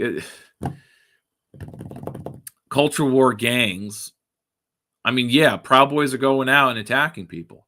And if a community organizes to repel them, as Antifa did in Portland, but that's just a little civil unrest. That's not with the police in the middle or the police are managing it. But that kind of comes back to the fact that like before the 80s and 90s, managing gangs was how the police maintained order. Like gangs were part of the system of order. Like the police would allow the gangs to operate a certain amount for them to do their money making, their black market stuff. Yeah. And in return, the gangs would police the neighborhood with their turf. They would do it so the police wouldn't have to. And I suppose, and again, the price is that the gangs will do their violence with met out their violence in the same way the cops do. They'll just gun someone down when they feel like it or they're threatened. Sure. So you're saying that these Proud Boy type groups could fill that role? Is that No, I'm just stream of consciousness okay. flowing. Because the Proud Boys are a gang, but they're not quite reconstituted yet. But there's a number of right-wing formations like Patriot Front that, since the second Trump term, are Hmm. public again. But notice that when the president flips, even if the system is still in hard crisis, that a lot of this cultural war stuff also flips. So there's no momentum whatsoever. Mm. Just as there's no momentum with No That's true. Kings. No Kings isn't growing or changing the politics of the country. No. And neither is the right-wing influencer networks. Although it's argued they do, they help whoever the next president is. But whoever is president is a matter of like cultural opinion, and it has nothing to do with politics, really. Mm. I mean, because our institutions are, well, the thing is, and why I'm skeptical of any rhetoric that of fascist coup takeover and that we're in fascism. Although it can be argued that, I mean, I can buy into that too, I guess. But that elections will be canceled or delayed or something like, or that Trump is taking over. Because most of his policies are just random bullshit and making it look like he's doing big things when really nothing of consequences is resulting. Like when I started with the collection of university data, it's like they're not going to get anything useful from that. Right. And let's say, oh, they put out the report. Is university policy on admissions changing? No, because actually, scratch what I was going to say. Our institutions are strong. They look weak, but they're their own parts of society. Our society is big and complex and multifaceted, and you can't just take it over on a whim. I mean, you can put some pressure on it, but part of the reason why you can't drain the swamp is because the system of capitalism or the system of systemic accumulation is not like something that can be like undermined by a populist movement. The populist movement is part of the system. I guess it's an antibody to its growth or whatever. I don't know. I'm mixing metaphors. But I'm trying to hit on something maybe more profound, but there's a whole lot of other ideas bouncing in my head. Based on, reading Lenin and Mao and also more recent stuff and in the public meetings I'm going to on the local level. I mean, I don't know if since we last talked, I met with an underliner for a community investment trust, so I may be on their board next year. So, and I also finally listened to Chris Cutrone lay out what he means when he says building a socialist party, a new one. Okay. And what his strategy for socialists is like his actual concrete advice. He actually got somewhere with it because he does so many interviews. He talks to so many different YouTubers, but he never really gets down to like what socialists should be doing. And he suggested being Victorian children. We should be seen and not heard. His conclusion is that we, the left, are always, since 1972, been in a state of pre-politics. And that, as far as socialism is concerned, socialism isn't a pre-political state, meaning we're not ready for prime time. If we are on prime time, running in elections, engaging with politics and being political, we're doing it as the DSA is doing, like Zoran is. Yeah. We're doing it in a way where you maybe can win the primary election for the Democrats, but if you're going to win the general, you have to meet with the capitalists and convince them not to flee as soon as you're elected. That you are actually, and this is something being written about Zoran after he's meeting with a consortium. He's being not brought into their fold, but he has been brought to some salons and to answer questions and charm the bankers and the big law firms of New York City to get us to, so they're not spooked. That they meet him and go, oh, you know what? He's not really a socialist. He's a progressive capitalist. He wants to do things to help us make money by making things cheaper in the city, because that's been his theme. His theme has not been the seas, the means, affordability. Now that's kind of it's the upside to doing politics in America, because that's the answer that progressives and the democratic socialists, the Ben Burgesses, argue for. That better to have something going on, someone in government that's like somewhat representing my values. Sure. Even if there isn't a building of socialism, it's still managing capitalism. But that's what you're doing if you're engaged in politics now. So we're doing pre-politics. So he kind of suggests, but of course, this is the advice that I feel like the left has been following since the 70s, is that we engage with civil society, with other institutions that are not political, but could be politicized at some point, the universities, nonprofit sector, and do our thing, be seen and not heard. So I'm actually skeptical of Christopher Tone, but his suggestion is, of course, in my head, rent-free, because, well, that's what I've been doing all my life already. I'm striving to be political, but I know, especially based on this year's experience, that we're not ready for prime time. Socialism is not ready for prime time, because actual socialism, community ownership, but we have to couch it as just a new way of being a corporation, because we're still in the era of corporatism. If you're going to be successful doing anything, you have to be a corporation. That's what co-ops follow, a corporate structure. You have to follow a corporate structure if you're going to be successful. That goes for any institution, which is why it seems like it's total. But these institutions are still separate, because a university may have a corporate structure, but its values are still liberal universal education. A co-op is still following capitalist logic and has a corporate structure, but its values is economic democracy. Let's at least in terms of a usual food co-op, the prices aren't lower, but the quality is higher. It's kind of interesting to think about a food co-op that just puts making everything cheaper first, but then you sort of just get like a food lot. You get the cheapest canned stuff. It's like, it's 50 cents a can, but it's like the shittiest. And all the produce is ugly produce. Sure. Let's see. Yeah, so that's a bit of a rant, but it's a bit of an analysis. What any other further thoughts?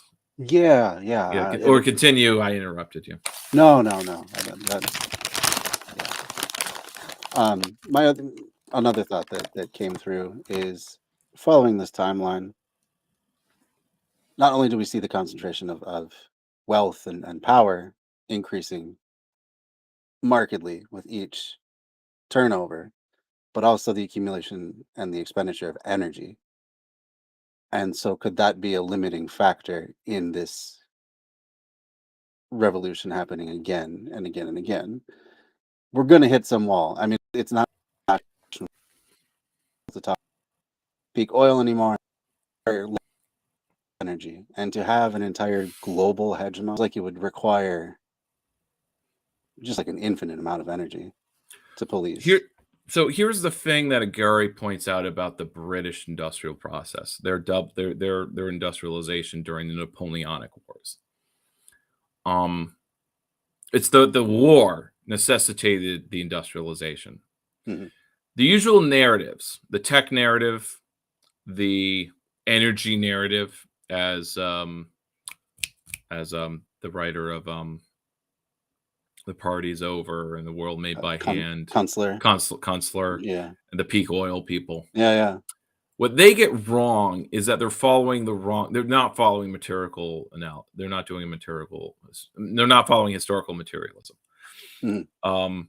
Because when you, at least as far as Gary is using information I'd never heard of before. So maybe I have to take it with a grain of salt, but it's Sure. also that this makes it more compelling to me that I'm like, you know what, this sounds more true than anything else I've been taught, Mm. because it's just a big gap to assume that British industrialization started with, well, they needed to get coal, or rather, okay, the story of the steam engine.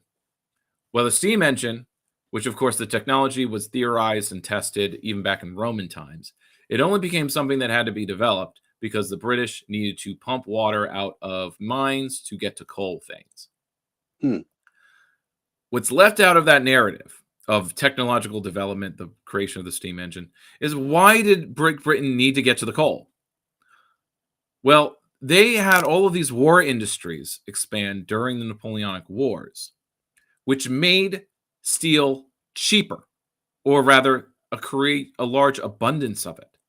So, in order to make profits after the war, in the same way that our post-war economy was booming, and we had to find all these ways of reselling and dairy products and all the war industries that were created during World War II in America, nylon and consumer goods.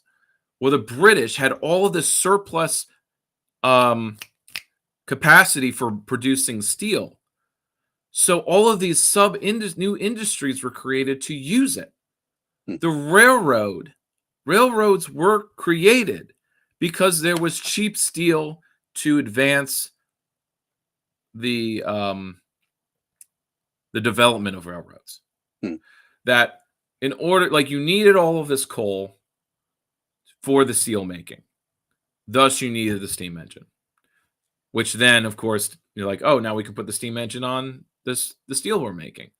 The pieces fit together, but only because capital needs to go somewhere, and it's going into the steel, because that's where it went to fight Napoleon, to outproduce France and the continental system. And then you get British industrialization. Mm-hmm. So it's not the technology. So the thing about the narrative is, like, the technology, and this is something from other cultural books, Marxist books that I have about culture, is that technology and culture, or rather, culture is created by the technology. Technology follows the capital, right? For example, the Xerox machine, computers, information technologies, they're all developed concurrently with the financialization of the economy. Mm. All of these techs have nothing to do with making manufacturing more efficient or more profitable. It's about making money trading more effective and profitable. It just sometimes has a roll-on effect on manufacturing, but only as far as replacing it and making it even less important to money making, to the point where manufacturing is just one of the many cogs in the machine of private equity, right? Whether it's chain restaurants, even services, even services and goods, it's all the same. So what am I getting at? That let's not assume that technology and the accumulation of the wealth is driving.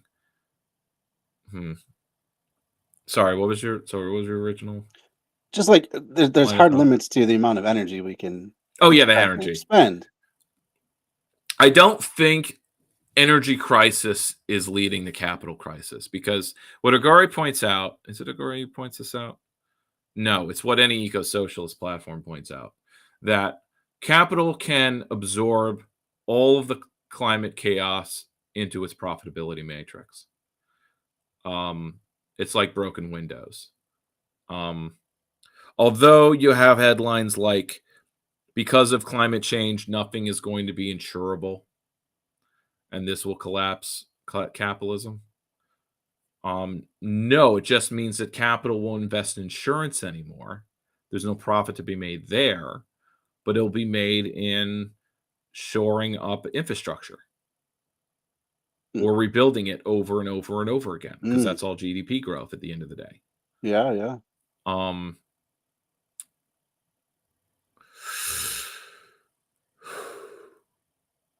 So I'm not saying Well, I have all the answers, but like you sure. can see it in how the mix of energy is changing, and that now even you have a certain number of capitalists, because I think this is mentioned by other topics we've covered, is that there are capitalists that know that of these contradictions and they don't want to play into them.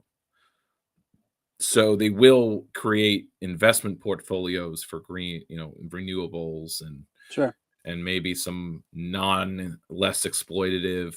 Now others, of course, are putting it into mining the ocean floor and destroying coral reefs and destroying our oceans, ushering in Soylent Green future. Lovely. On the other hand, there's another section of capitalists that kind of doing the opposite. So and that's why we have two parties. We have different wings of our capitalist class. Right. Of course, we want to supersede both of them. But it's sort of like I named one of my episodes of my show "Save Us, Comrade Z," because it's all up to the BRICS to supersede our capitalism with theirs, which is somewhat more socially responsible. They're investing in renewables at a much higher rate. That is true. Everything that they do that is polluting is, in fact, a bridge. It's like, yeah, we're doing this for this 30 years, and then we will stop. Because any corporation that needs subsidies, we aren't going to give the time of day. Because that's not efficient. And we're planning our economy more than America is. We don't plan. Like, I think part of our neoliberalism is we do less planning, even though on a national scale, I think, even though anytime Democrats attempt to do any kind of economic planning with subsidies and whatnot, what is this called? It's called socialism. Oh, it's socialism. By the right. Yeah. Market distortion. Any market distortion. Or buying of stocks. God. So it's like, oh, even Trump is a socialist. Can't get away from it. Can't get away from it. Okay. So, okay. Is there any? Yeah. Yeah. Anything else coming to mind? Yeah. Oh, yeah. The energy question. The BRICS are working to develop renewables as much as anyone because they don't want to be fighting over energy reserves. So you think that can kick the can down the road long enough to keep it rolling for a few more. And it matters that half of them have fought national liberation wars from imperialism, and that they don't want to replicate imperialism. Yeah. I mean, not in the same way. In fact, the next cycle will be less. It won't be imperialist. It will be. No, actually, it will be. But it'll be like post-imperialist. Although there was one eco-socialist talking to Howie Hawkins on his show. He used the phrase, which I'd never heard before. He called what the BRICS do sub-imperialism.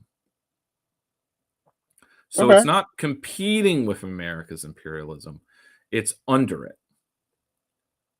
And perhaps seeking to supplant it. Yeah. With its own imperialism. Because again, not again, but each of the systems of accumulation build on each other. Which is why it's wrong or a mistake, or it's not totally like it's just a rhetorical mistake that when we list that something is colonialist, imperialist, racist, and capitalist, that Carlin kind of sees through that and says like, oh, these leftists mean all the same thing. And she's right.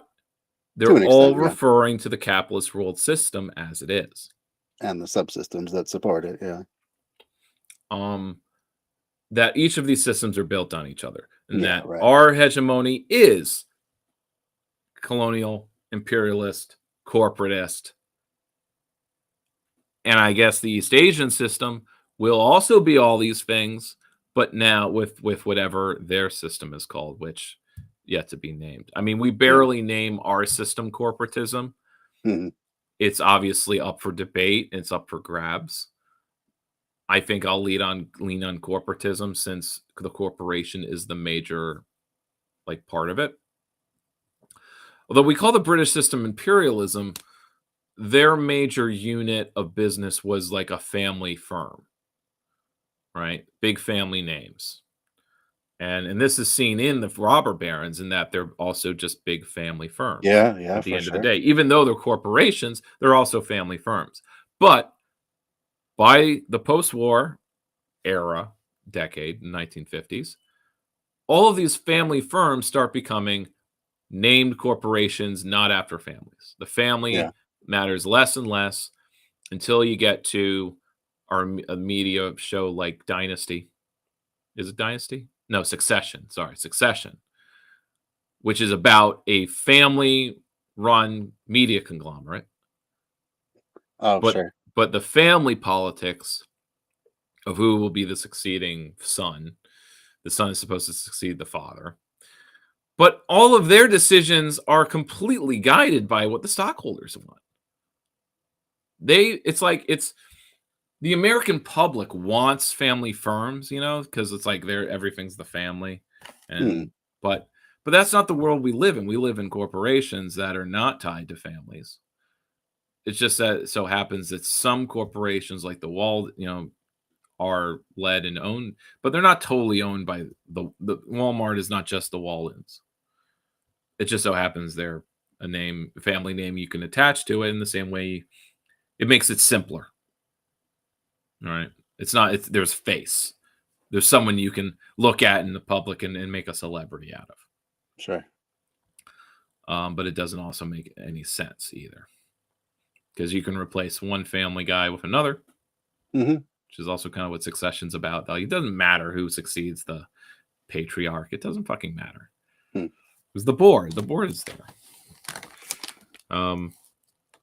Not that I watched Succession. I watched a summary of the seasons because I was kind of curious because a lot of people I knew was loving this show. Really? I'm like, why? Isn't it just a bunch of rich people? Yeah, I do. Yeah, Obviously, I hope to get invested in that too. It's drama, and apparently a point was made about how it was shot, where they didn't line up any shots. They simply had all the characters in a room. I mean, the actors in a room having a conversation with each other, not knowing where the camera was or what the shot lineup was. Oh. And so you just have a bunch of free range cameras moving around. Oh, interesting. Camera people moving around the room. So it's shot like a documentary, but taken to the next extreme where they're not aware they're being filmed because it's not that kind of genre.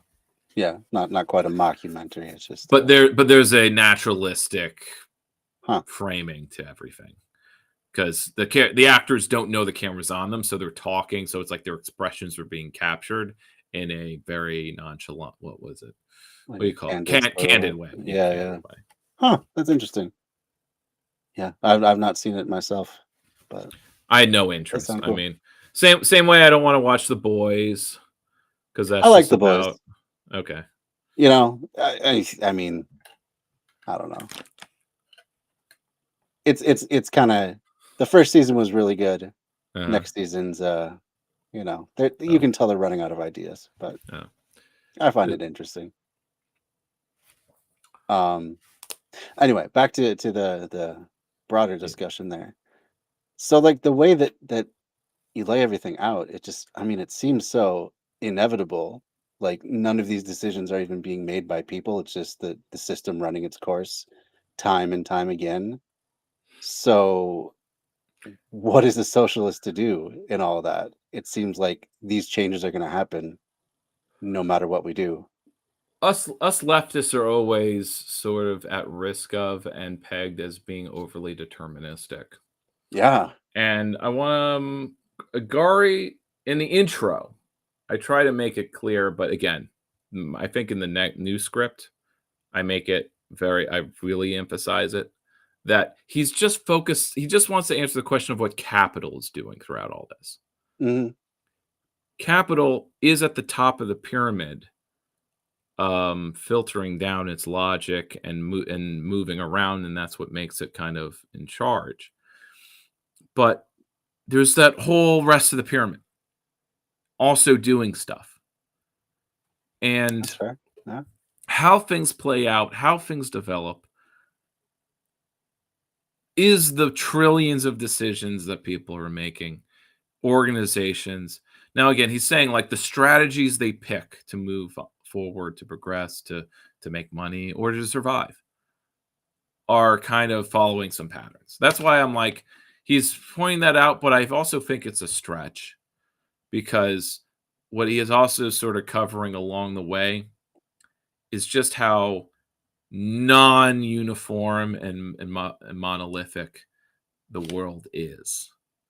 That it is not all following the same course, that it's being managed, but people are resisting it in all these different ways and working alongside it and working within it. Thinking about the Ottoman Empire in China, they fall behind, so they become from maybe an equal player to a colony, to being colonized. Mhm. And then spending the last 70 years catching up.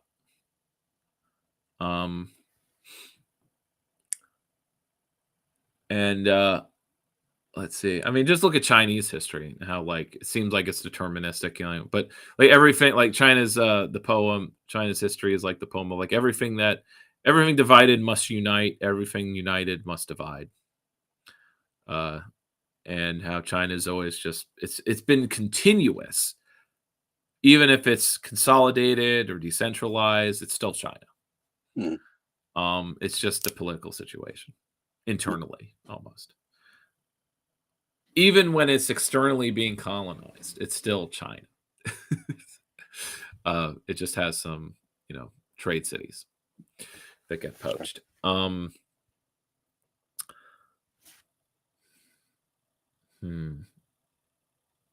We could think about our future in the same way. But yeah, there's a lot of different competing ideas, like bioregionalism. There's the ideas from liberal or centrist quarters about like the future is a bunch of competing trading blocks. Former NATO versus BRICS. Sometimes it's broken down a little more strenuous, like a Middle East block, like it's geographic. But that's like the clash of civilizations bullshit. So again, you have all of these non-materialist narratives. And at the same time, it's like, yeah, BRICS is developing. It's eventually going to like, will it make a play? Will it have to make a play? Again, what kicked off the terminal crisis what's interesting, World War I didn't start with Germany making a play. It started with Austria-Hungary trying to maintain their little empire, their imperialism, which, as Lenin said, is the highest stage of capitalism. Well, at the time it was. But what Lenin didn't seem to recognize is that the corporation was actually the next stage of capitalism. And here lays the crawl about, I'm sorry, all of you ML socialists, but what is the Soviet or the Soviet Union but a national corporation? What is a Soviet but just a different form of a corporation?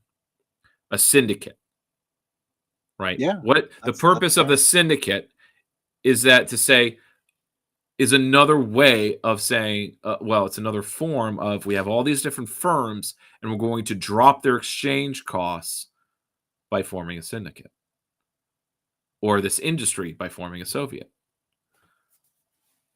It was part of the same trend, but it was from the side of the workers doing it, not capital. But the Soviet Union did need capital to work in the capitalist world economy. So they needed to export their grain and cause a famine. They needed to play the game until well, continuously, and eventually they slowed down almost because they mostly because America stops them from being able to play into the system, right? It isolates the Soviet Yeah. Union and the Eastern Bloc until like they're not part of the worst thing that the capitalists could do, or rather the best thing that can ever happen to increase the amount of socialism in the world is for capitalists to invest in it. And I guess this is where the DSA and other progressive capitalists kind of want things to go. It's where we want capitalists to be in, or rather, sorry, I don't like this idea. Okay, the anarchist in me and the Marxist in me despises it, but yeah, and it's also what Catron kind of advises against. But there are lines of thought, and this comes. Sorry, the roof that I talked to about with the Community Investment Trust is that the way we increase and build socialism is we need capitalists to invest in it. We need to run the numbers on our community-owned projects and make them a good investment.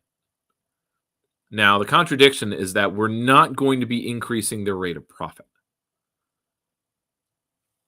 So here's where state banking, community banking that is not using a capitalist logic. So we are developing parallel dual power. Yeah.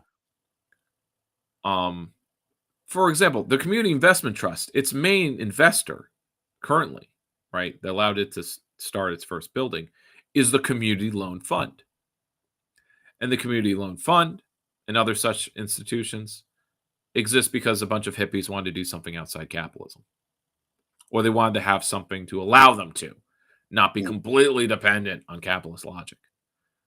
So we do have an air of debt to them if it's through, because I don't always like the Community Loan Fund, because when they hold a big gala, it's a bunch of petty bourgeois funders and investors and Democratic politicians.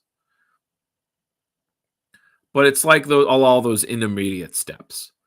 But the strategy for a socialist to contemplate is that the intermediate steps do, in fact, actually have to get us towards socialism and not the other way, or maintaining the status quo. And that's where the debate needs to be had about what advances socialism and what doesn't. That's what those are the arguments I want to always be having. Yeah. You know, and I'm, mutual aid projects, I don't think are advancing socialism. They could be someday, but again, they need to be invested in.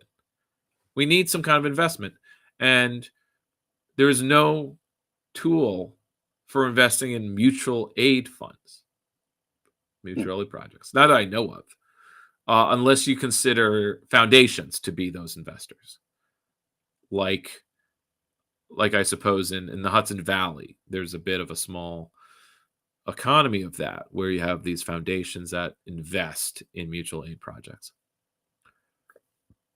where Kingston is kind of called like a building post-capitalism.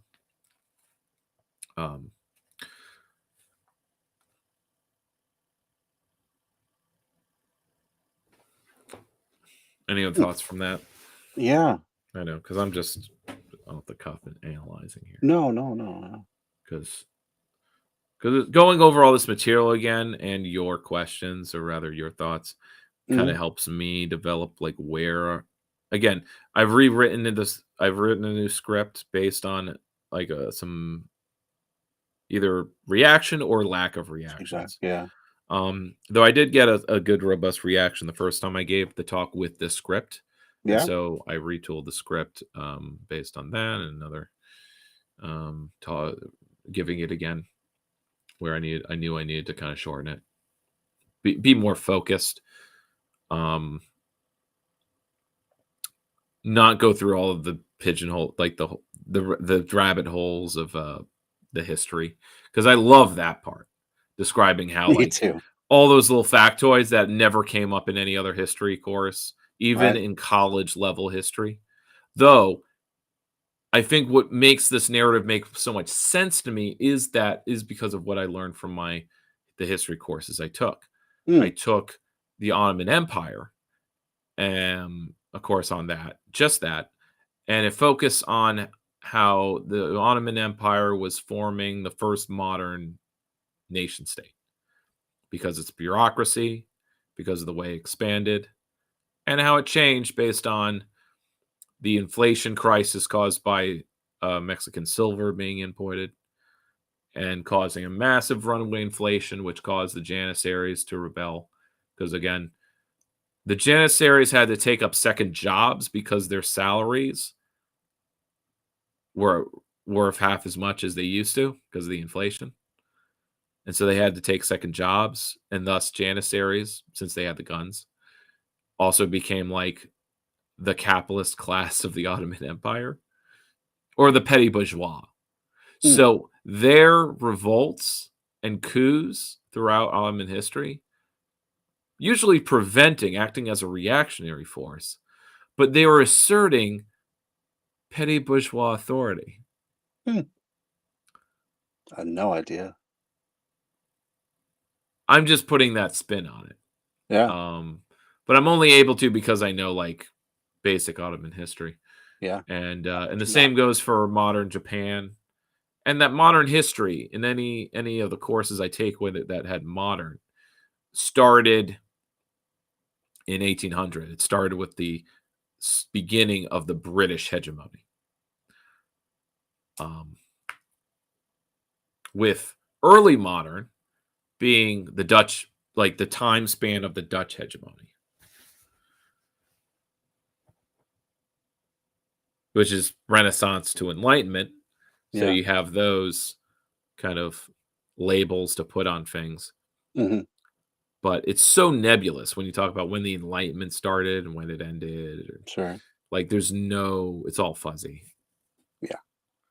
And the same goes for our era. What do you call things? Like the way people talk about eras, they're just referring to like presidential terms. Yeah. That's so gross. Yeah, it's such a small view of things. Presidents are so much more often, it seems, reactions to the trends around them rather than the cause of any of it. So to label it by the president, yeah, it just doesn't make any sense. I figured that out when I was like 16, 17. Yeah. And so like whenever there's some old timer who like still talks of like the president is like the driver of history, or even in online leftism, where I've been seeing a new spat of like everything bad can be blamed on Reagan. Right. I was gonna say, yeah, just blame all on Reagan. But Reagan if you was the do look at reaction after the fact, yeah. if you actually look at the graphs, I'm sorry, but the split occurs in 1972. Right. It was already happening. And unfortunately, like I guess you can say, well, that's when Nixon was reelected or something. But it's actually when Nixon had to wait. That's when he resigned. Yeah. Or the year after. But it's just like you can't pin that, but that doesn't line up with a presidency. So people ignore 1972. But it's when the banks said we're not going to bankroll New York City anymore, and the city had to declare bankruptcy. Mm-hmm. Like that's what killed New York City.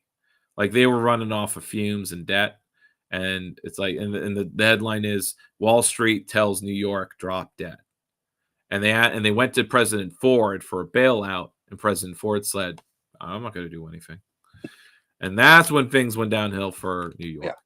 It's not really. I mean, you can say it's the lead in the gasoline, but that's like again, like the economics guys. The Freakonomics guys. Like Freakonomics guys, all of these other narratives about the cause and effect of history and economics, but you're ignoring what capital's doing. Yeah, right. We're only looking at market trends because those are very measurable, but the capital flows are also all measurable. And you can see like what Agari points out, he spends like goddamn the last 100 pages on this, is that in the second half of the 60s, like the buying up of euro dollars. And it was in 1972 where just like it all like there was a crisis and just like capital just had to flow out. It was, and then just all of American policy changed in a flash. The Great Society was just cut off abruptly. Yeah. All of the progress of the Great Society, environmental movement, it all just stopped in 1972. I mean, yeah, you still had like some reforms passing, but it was sort of like the inertia. It was the leftovers, like the unfinished business. But then by 1973, it's like the left implodes. I mean, the Red Scare is officially, called off, basically, UNAC Commission. It ran until 1972. I also think it's bad history talking about the McCarthy era, like it ended like what, in 1960 or something. The UNAC Commission was fully engaged until 1973. That was the year where it's like mission accomplished. The left has been killed. Right. And it's been dead ever since. Yeah. We've been in a state of pre-politics. Yep. Which hurts. I don't think it hurts nothing hurts more. And it hasn't hurt since it's what's been ailing me since I was 20. The fact that like the resignation, not the recognition that any politics that I want to do will be pre-politics. That Occupy. Even when people were asking us for a demand, like no kings. You're not articulating a demand. Like actually we are. At least one part of it has an agenda, program. But we have no political engine or no political entity to do politics. Right. It was actually about doing anti-politics. It was about being, or rather, sorry, it was all prefigurative, so it was pre-politics. And the promise of Occupy, not promise, but the expectation was that someday all of these formations, the General Assemblies, building of dual power, would be ready for prime time someday. Coalition. Maybe. And I think my expectation, my goals post-Occupy was that, and keeping Occupy Albany in zombie mode, was that we keep doing pre-politics, and then by 2020, we'll be ready for prime time. But that obviously wasn't happening. Or rather, the decision of many of us millennials was we were done being pre-political. We wanted to be effective, so we acted politically. But we weren't ready for prime time. A Bernie Sanders for president campaign couldn't possibly functionally win. It's interesting that Madani is actually now seen as like a more pragmatic socialist as opposed to Bernie, where Bernie was some kind of hardliner who wasn't willing to talk to capitalists. Yeah. But Madani is. Now, that could be a strike against the DSA strategy of things. That in order to affect and this is Chris Cratone's point, which I think really resonates with me, is that if you engage with politics now as a socialist, you're only left fighting for the worst version of neoliberalism. That free buses, freezing rent on a quarter of housing is all you can do. And you're not building socialism. You can't even promise that. Even as the Chicago mayor is like calling for a general strike, but the demand is, what is the demand? It's in resistance to Trump, not capitalism, and not the Democrats, because it's a Democrat making the call. It's a Democrat. It's the old status quo. Yeah, it's a Democrat making the call. Yeah. But you can't move backwards. Why would anyone on the left want to move backwards? And talking about New Deal programs or sewer socialism kind of makes me gag a little bit. Because it's like, do you really want to go back 90 years to my grandparents' politics? They switched to Democrat for Jack Kennedy. Hmm. That's what happened to those. They were communists. And they became Kennedy Democrats. So if you fight for sewer socialism now, in 15 years, you'll be Democrats again. But they're already skipping that. They're already Democrats. All for the sake of being able to actually win elections, even Sure. local or regionally, electing AOC and electing a mayor like Mandami. So I'm only cynical about the potential of their strategy for building socialism. Sure. I don't believe they're making space for that. Until they're able to move a bill in the New York Senate for public banking. But that's not even on their agenda. Social housing is, which does count a little bit. But without public banking, I don't think you should pursue social housing, because otherwise the question is, how do you fund it?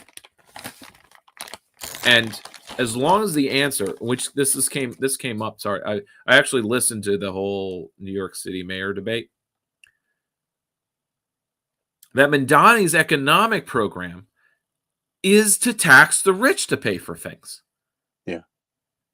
The redistributed politics of progressives, of social democrats. It's not even democratic socialism, because he didn't. Otherwise, well, okay, we're caught between, like, if you're doing politics, then you need to appeal to a broad base, a base that is not class conscious, that can be appealed to based with the affordability rhetoric, but not the worker democracy rhetoric. We need to do a whole lot of pre-politics in order to get to a place where the economic democracy rhetoric is what you can run on. And that's what allows you to run outside the Dems. Because then you don't need your coalition to include the capitalists or even the petty bourgeois. And this is where Leninism comes in, where they won power without needing them, which is why they were able to, oppress them later. But oppression is really just them not having control of the government in a way. That's what I see in the historical record. Yeah, that's fair. Because Lenin points out, in his time, that, like, we can get the bourgeoisie out of power, but the petty bourgeois are going to be stuck around us for a long time. That it will take much longer to convert them into not so much proletarians, but into allies. Sure. And he uses, like, a bunch of adjectives that we need to be careful and deliberate and strategic. And it's not about collectivizing all the time, which is interesting because that's what Mao talks about, but he's writing 20 years after Stalin took over, where he collectivizes. Yeah. But again, it's like he has to brute force it because he knows that Germany is coming for their asses and they need to industrialize now. They don't have 40 years to do things carefully, like Lenin wanted. Yeah. with the NEEP. Which is just, it's sad you had to do that, but yeah. Well, I hate to cut you off, but we are past our time. So this has been a really good conversation. I really enjoyed your presentation. Man, it's gonna give me a lot to think about for a while. So I appreciate it. Then it's all worthwhile. Yeah. But we didn't have anyone join us. Starting to wonder if this is the right time to be doing these streams. It's possible. I mean, we've had upwards of 4 people watching at any given time where they're just not chiming in. So maybe, like me, they're just kind of trying to absorb what's happening, and I don't know. It's hard to say. Hard to say when you don't get the feedback. Yeah. But okay. Well, good night and good luck. Yeah. I guess we'll do this again hopefully in 2 weeks. Will Yeah, a you be couple able? weeks. Okay. Should be I able to. will. I should be good by then, and I'll be starting my new job. Yeah, exciting. All right. Be well, All right. man. Have a good one. All right, that was Dan Platt of the Albany Green Party. Man, interesting presentation. So much to think about. It's hard to even know how to form thoughts about it.